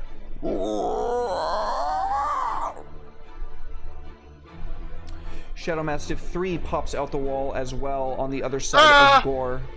And it Eat has more sunlight, you bitch! its advantage, disadvantage cancels out because of pack tactics, so it's just a regular old attack roll. It's a miss. Gore, you beautiful son of a bitch. Gore, like, preternaturally feels it coming and, like, just dodges out of the way. Oh, no. Oh, what is that?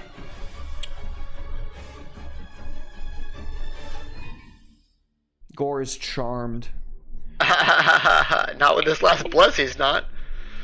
Oh, you fucking got it, dude. Oh, Jesus Christ. Oh, Jesus Christ. Oh, Jihan, you beautiful son of a bitch. That you needed one. You needed fucking one, dude. That's You were carrying me through this fight. a crown of black, like, erupts around his head like a black halo. And Gore just, like, picks it up and throws it against the wall where it shatters into red flame. Or doesn't believe in lasagna. Flintlock no longer should be bleeding out. My bad. Wait, last Flintlock was up. Oh no, he should be. How much healing did he get? No, he didn't get healing at all. I thought Esmeralda. She doesn't have healing. No. I thought she dropped a potion on him. But No, she didn't do that. Okay, He's still bleeding out. died. Okay. Well, that's one success at least. I mean, it happens, you know. Let me just. Thank you. Okay. No. Stab, Boy. stab. How dare you, Alma? Okay. Esmeralda's turn. She is going to. Something. Anything. The best thing you could possibly do. She's gonna do her last third level spell. No, she used one earlier. She doesn't have any third level spells. He summons Anvil. She's going to she's gonna upcast magic missile, and she's going to do it at second level. So that is 1. Oh, he's already dead. 2, 3, I never laughed so hard at 4. 4 missiles. The Shadow Mastiff on the opposite side of the room explodes into shadowy mist. And... oh, no, it is still alive. Okay. My bad. Then she would have given that 3 damage to it instead of the big one, so I'll give the big one 3 hit points back. And it is Syric's turn. Wait, is the little one dead or not? It is dead. Okay. So just the big boy then. Cyric, my love, who I shit talked a couple minutes ago. How are you looking? In terms of spell slots, you've got 1.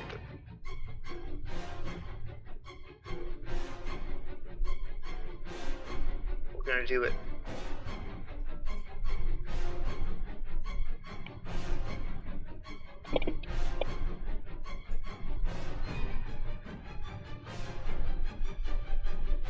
Heal to Alma.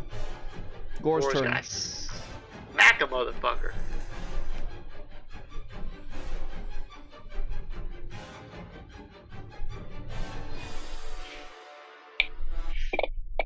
Go, Gore, go. Oh. Go! Whiff. He swings wide high, and the creature, though huge, ducks down beneath. With a backhand, he slashes across its face, and the creature cries out in anger once more. And he activates the spirit ability for disadvantage on anyone that's not gore. Okay, reckless attack gets canceled out with the sunlight. Ooh. I need another strength saving throw from Gore as the creature tries to rip his legs off. Why are you attacking our legs, man? Why you gotta be like that? That's how dogs hunt, dude. Hey man, fuck dogs. Earlier today, we were talking about how dogs are superior to cats. Dude, dogs are superior to cats. Cats can eat my fucking ass. Dogs are the best. I mean, I have a beautiful fucking snake named Lucille, and she's a gorgeous girl who is the least maintenance pet of all time. But dogs are awesome. What am I rolling? A With strength. Strength. Wisdom? Strength. Strength. He is That's a shot for my boy. not knocked prone. It is Alma's turn. You know what Alma likes to do? Alma likes to. Maybe he's attacking your legs because he's short. LOL, it's what I would do. That's funny, JJ. Honestly, if I was a short king, that would be my modem of attack. That would be Go your for the go-to. kneecaps. It worked in Attack on Titan. It worked in Star Wars on the AT-ATs. True, true.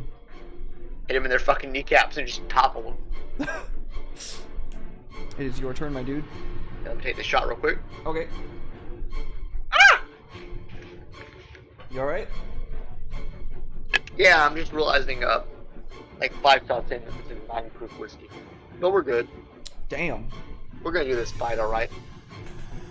All these crits coming in. Short people problems require short people solutions. Bust a cap in that bitch, says JJ. Okay, if that's not from now on, that's Flintlock's motto. If that's not how he lives his life, he's living his life wrong. He does have Fury of the Strong that you always forget to use. What does that Or do? Fury I of the remember Small. He just gets extra level damage that he can put on anything. in my defense, I remember to use Nimble Escape, but you didn't even know he could use. That's true. Good job. And you're like, only you can disengage. It's like, Flintlock is tiny. Flintlock, a small boy. Flintlock is tiny. Okay, let me, I'm just gonna drop a little whoopie-doo on this guy. Oh! Shit! Let's go! Make sure you hold shift when you fucking roll the crit, my Sneak guy. attack. Yeah. Get fucked, puppy! Woo! How do you kill this fucking Shadow Mastiff, dude? You got this, boy. I gotta take a shot for the crit. You rush up to see Gore getting his leg nommed on, and you do a huge spring upward, and in a flash of silver blades, the creature's head is separated from the lower half of its body, and all at once the shadow dissipates. And that is where we will take our second break for the evening. Final break for the evening. Don't go anywhere, anybody. We're going to take a quick 5 to 10, and then we will be back with more Curse of Strahd, Rise of Alma.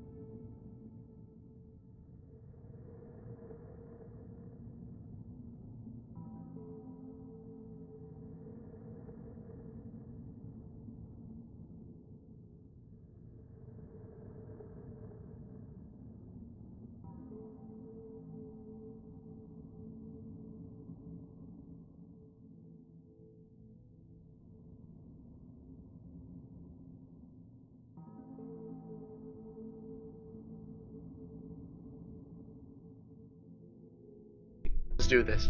2. The most creative Welcome back, minds from the world. everybody. Thank you so much for sitting tight during that quick intermission. We are going to take another few seconds to hear from our sponsors. Woo. This year, the most creative minds from the world of tabletop role-playing have joined together to create an actual play adventure that is not to be missed. Join us as we explore a truly collaborative world come to life, only able to exist thanks to the imagination of a global community. There may have been others before, but never like this. Join us for Homebrew Havoc! Oh yeah, bring snacks.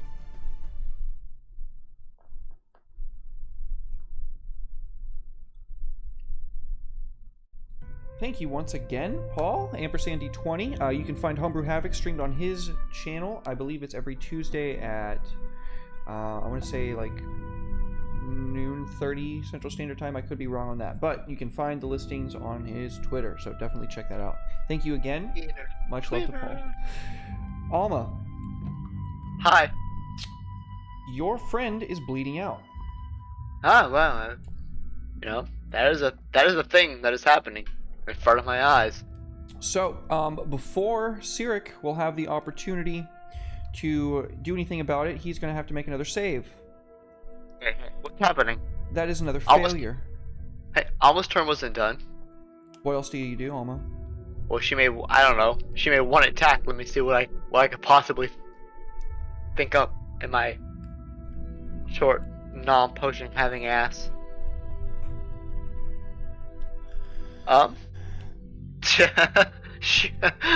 I'm sorry for like, she'll dodge. Okay. She's going to take the dodge action. So Flintlock fails that save. Esmeralda doesn't really have anything she can do at this moment in time. Sirik's turn. Okay, Sirik. You've been such a twat lately. But hang on, what are your spell slots looking like? Oof. But you can do it. Let's mosey on over here. And get Flintlock. He second level cure wounds. Second level cure wounds at max As is Sirik 16, goes to 20. place her hand inside Don't of do his it. chest. Don't do it. Don't do it. Don't. Just don't. Somebody I will- taught- I will not be your friend anymore.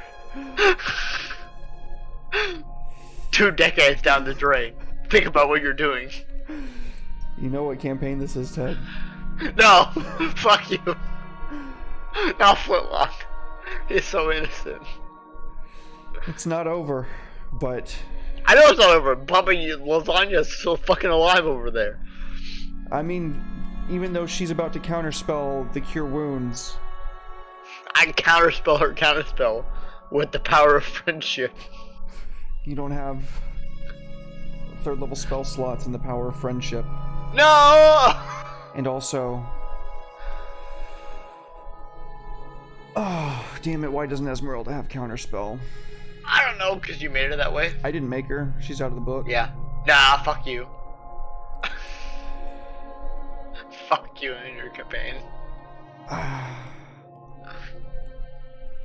You can hear laughter. Yeah. Been hearing that the whole fucking time. And before you strides the form Bongo Lazinga. of a decrepit, Ah! aged woman. And I'm going to go ahead and drag her image into chat so you can see her properly.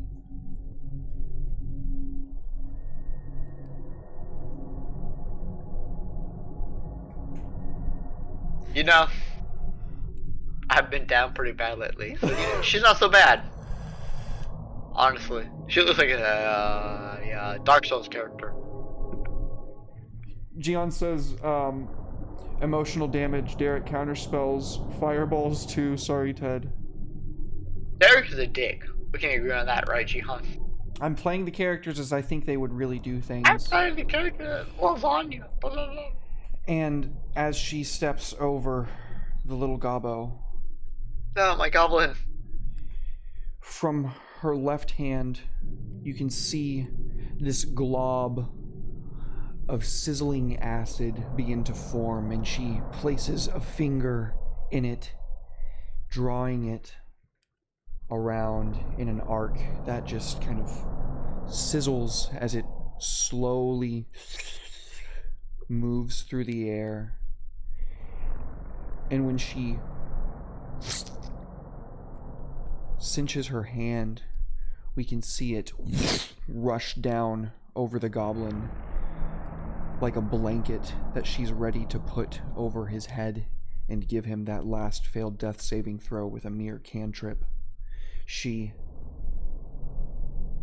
looks with hungry eyes and jagged teeth.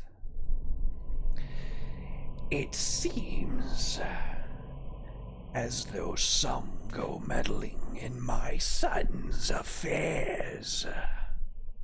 Give me one reason. Just the one, why I shouldn't claim you all now myself. Oh, my beautiful boy is not the only one in Barovia capable of taking souls for himself.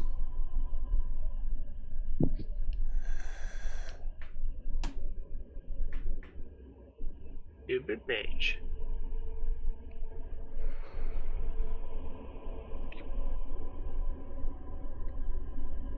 Does she want an answer from us? Yeah, she's looking like she's in. Oh yeah, we're rocking her with the middle finger. You know, you put your two hands together and you crank it, and the middle finger comes up. Right here, bitch. Defiance to the end. I do love a good hero story. Bitch. She I fucking love lasagna. Let's go. She picks up the gobbo by the head. Okay, hang on. Her Time hands out. sizzling Don't with fuck my this. goblin up. I could bring him back if you'd like. And Bitch, would you do that too? her eyes burn with fire. No. Sarah, punch No, her. I could give him back to you, and he would stay like that one, the big one there. She points to Gorgonor. Gore, you're doing good. High five. I see you protected by the icon. Oh, it will do you little good against my son. What the count? She nods Why? vigorously. You think that you are seeking the keys to your salvation? False confidence. All you will fall before him like all who have tried in your footsteps. There.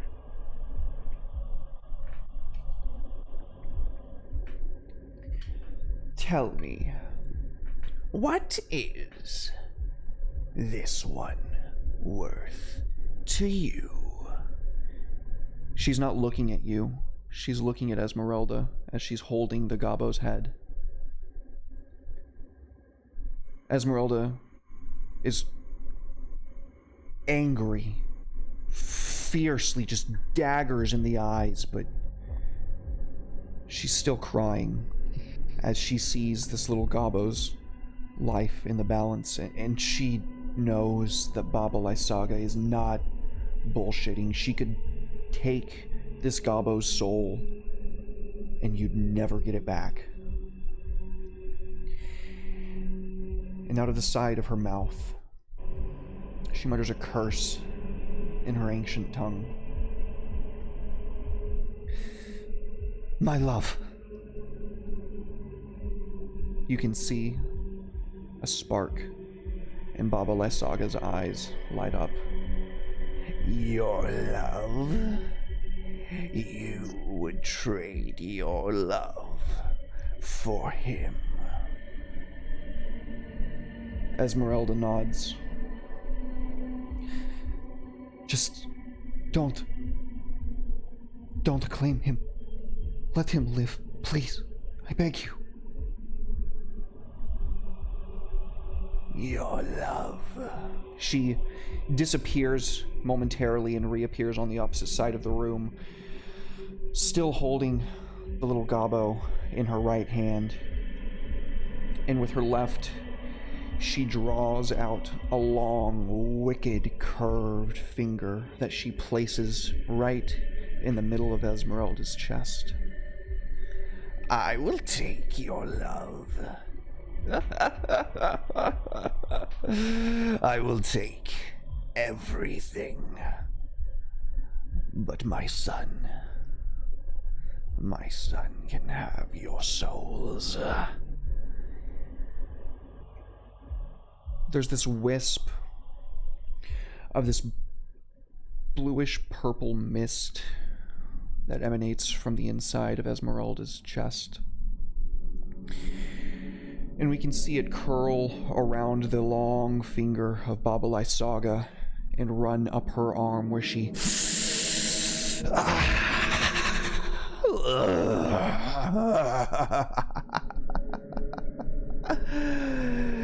Delectable. The love of a mortal. I have a feeling I may be seeing you all again in the future.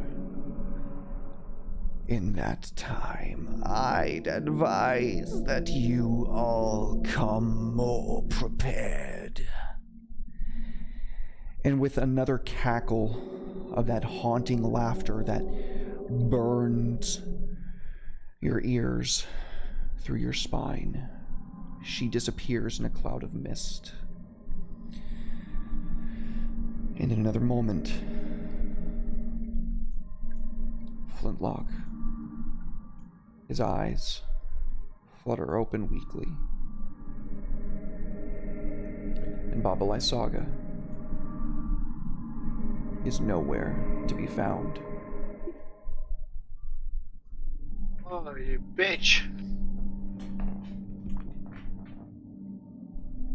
Esmeralda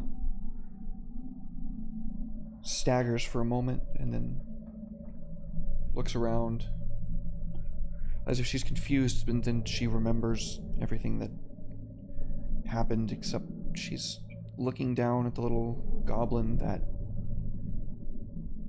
she once loved, and on her face it's as neutral as if she was looking at a pile of wood.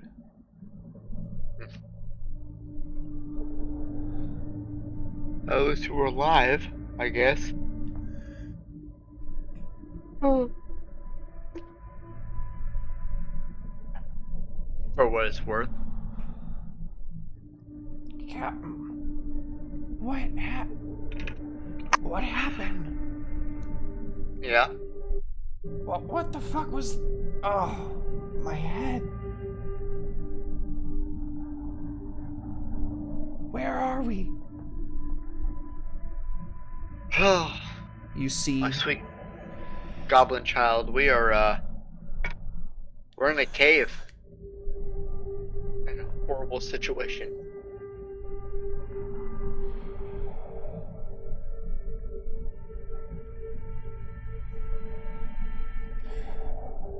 We should go, Captain. I agree. as you all make your way out of the cave and you go to get what few belongings you had, gather up your packs and whatnot at the camp, you notice something peculiar. The chest that you found, it's been exhumed once more, and it lies still closed, but on the table, neatly. Sirik holds out the key. Captain?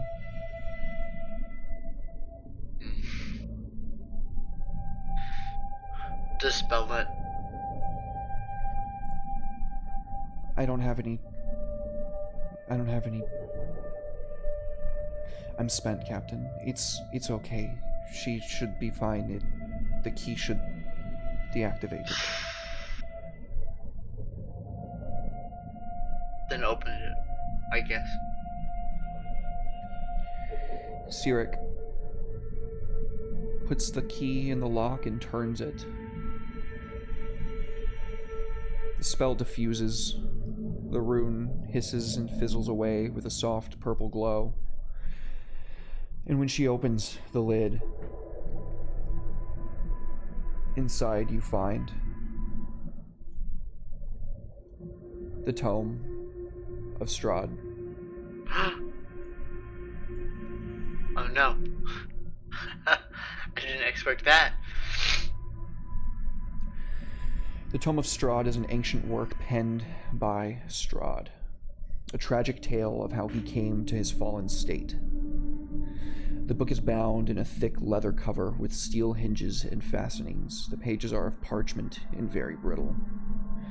Most of the book is written in curious shorthand that only Strahd employs. Stains and age have made most of the work illegible, but several paragraphs remain intact and readable.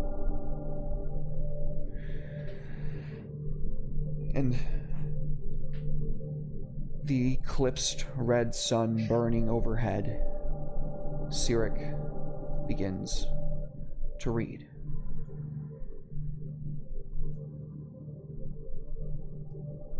Well, anything useful? I'll read it off for you.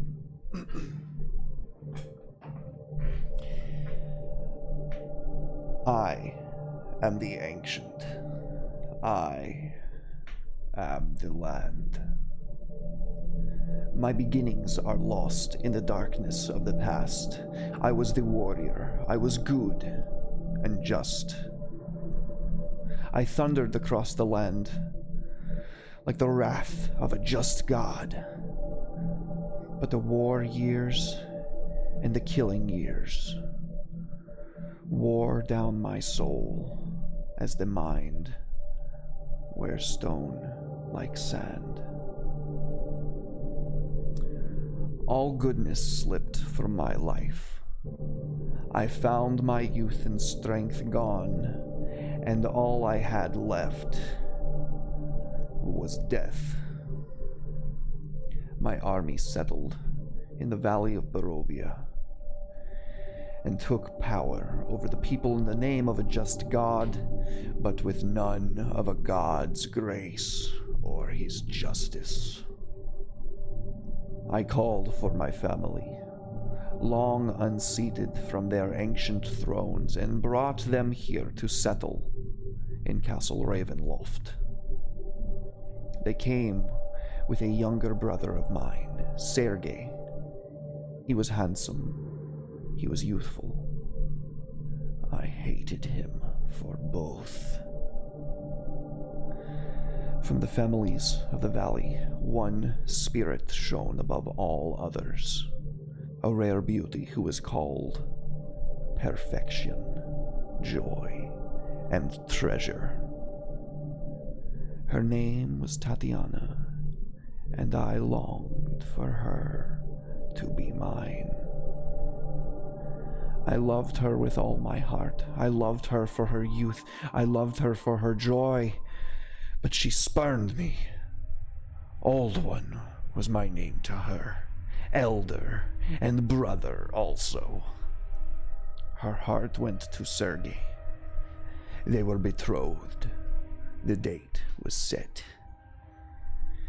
With words, she called me brother, but when I looked into her eyes, they reflected another name. Death. It was the death of the aged that she saw in me. She loved her youth and enjoyed it, but I squandered mine. The death she saw in me turned her from me. And as I came to hate death, my death, my hate became very strong. I would not be called death so soon. I made a pact. And the name she cannot read. A pact of blood. On the day of the wedding, I killed Sergei, my brother. My pact was sealed with his blood. I found Tatiana weeping in the garden east of the chapel. She fled from me. She would not let me explain, and great anger swelled within me. She had to understand the pact I made for her. I pursued her. Finally, in despair, she flung herself from the walls of Ravenloft, and I watched everything I ever wanted fall from my grasp forever. It was 1,000 feet through the mists. No trace of her was ever found.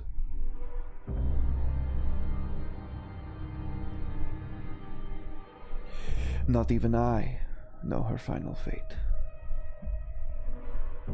Arrows from the castle guards pierced me to my soul, but I did not die. Nor did I live. I became undead forever. I have studied much since then. Vampire is my new name. I still lust for life and youth, and I curse the living that took them from me. Even those against me. This lust within. It is the lust and its light I fear the most. But the little else can harm me now. Even a stake through the heart does not kill me, though it may hold me for movement. But the sword that I cursed, the sword that Sergei brought, I must dispose of that awful blade. I fear and hate it as much as the sun that I have hidden evermore. I have often hunted for Tatiana. I have even felt her within my grasp, but she escapes. She taunts me. She taunts me. What will it take to bend her love to me? I now reside far below Ravenloft.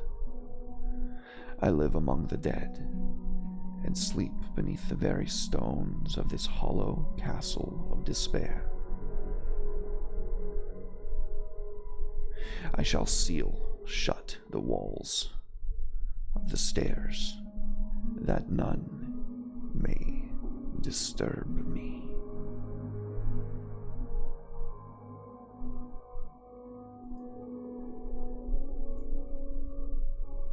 Jesus Christ.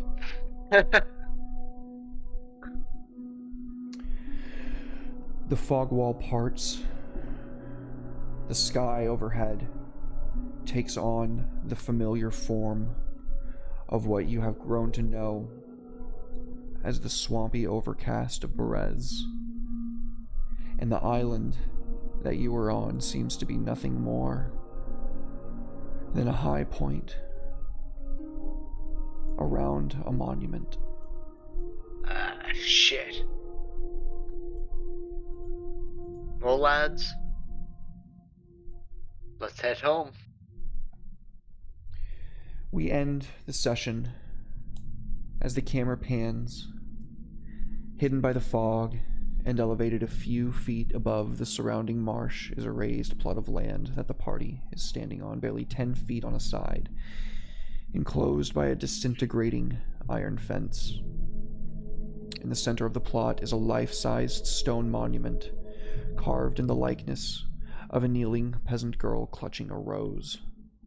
Although her features in gray and weather-worn, she looks perfectly like Irina Kolyana, carved into the monument's base as an epitaph. Marina, taken by the mists. Well, I don't like that. that was the girl that Strahd flooded that fucking place because they killed her because he was coming for her. Yeah, that sounds about right. Well, holy shit. Forever an asshole. Thank you. That was really fun. I love monologuing like that when it's good and well written like that. Yeah, bro, like, yeah, fucking get into it, dude. I love that shit. Oh man, that was an intense fucking session. Yeah. I did not know that shit with Flintlock was gonna happen at all. Yeah, who did, you know? That's fucking devastating. Holy shit. They were literally sprouting. Oh my god. Oh, that is fucking brutal. My poor little gobbo boy. My gobbo boy. Should have just let him fucking take his soul. God damn. Oh, well, you know, gotta fight until the bitter end. Yeah, I get it, man. I probably would have chosen the gobbo too, over the human's affection for the gobbo. Wow, that was a lot of fun, but that was a really hard end. You guys leveled up, so let's go ahead and take care of that off stream once we close down. We did it. You want to shout out Jihan again? Okay, yes. Holy fucking shit. If there's ever a savior of the stream, it's Jihan. I owe him so many materials in Final Fantasy XIV, which is a phenomenal game, by the way.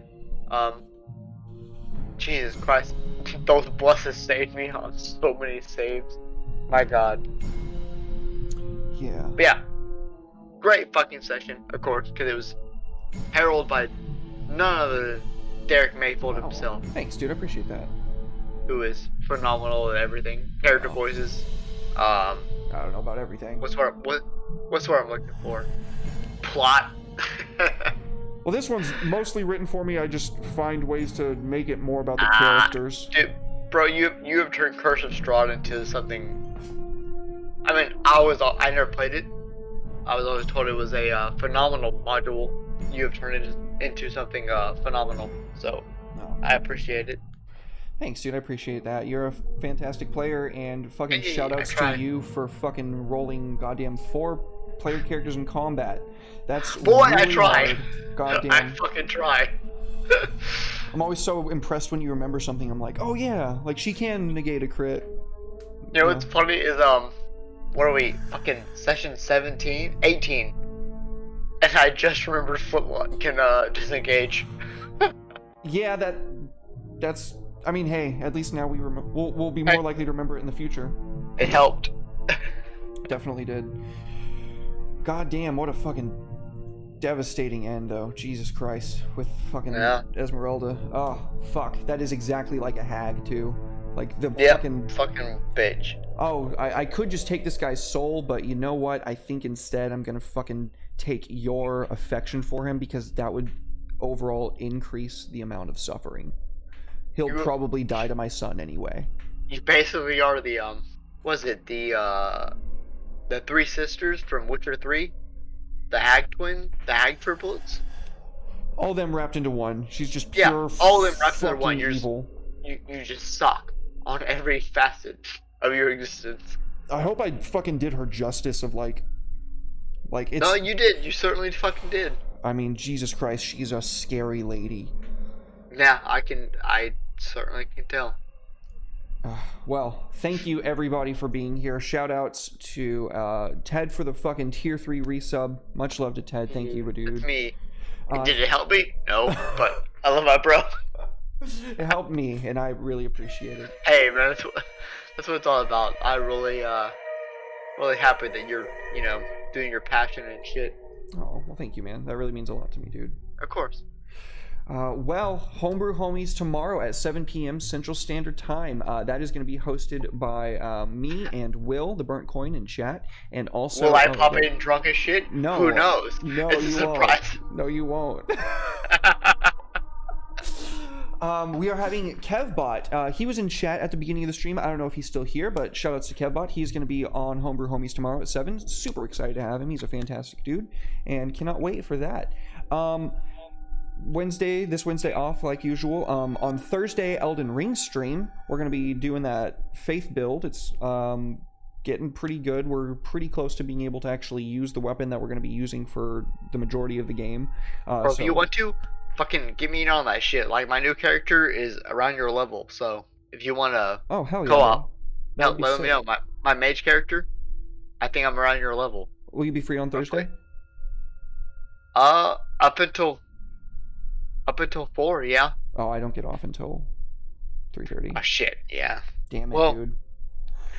Maybe eventually, maybe on like a Saturday morning, before maybe you go in or something, that could work. Yeah. Cool. Well, we definitely want to do a co-op Elden Ring stream. That'd be fucking lit. It's so much fun. Play co-op, guys. It's so much fucking fun. It's the best way to play it. It really is. Will says, "Play with me." Okay, dude. We'll play. I will. Hell yeah. I'll bring my fucking character. I will play with anybody. It's such a goddamn good game. It's so good. It's the best Dark Souls game ever made. It really is. Again, if you liked the maps that you saw, Aeon Bar Cartography on Patreon makes the Curse of Strahd 2.0. It's like it's incredibly accurate, but it's just breathing a new breath of life into the Curse of Strahd.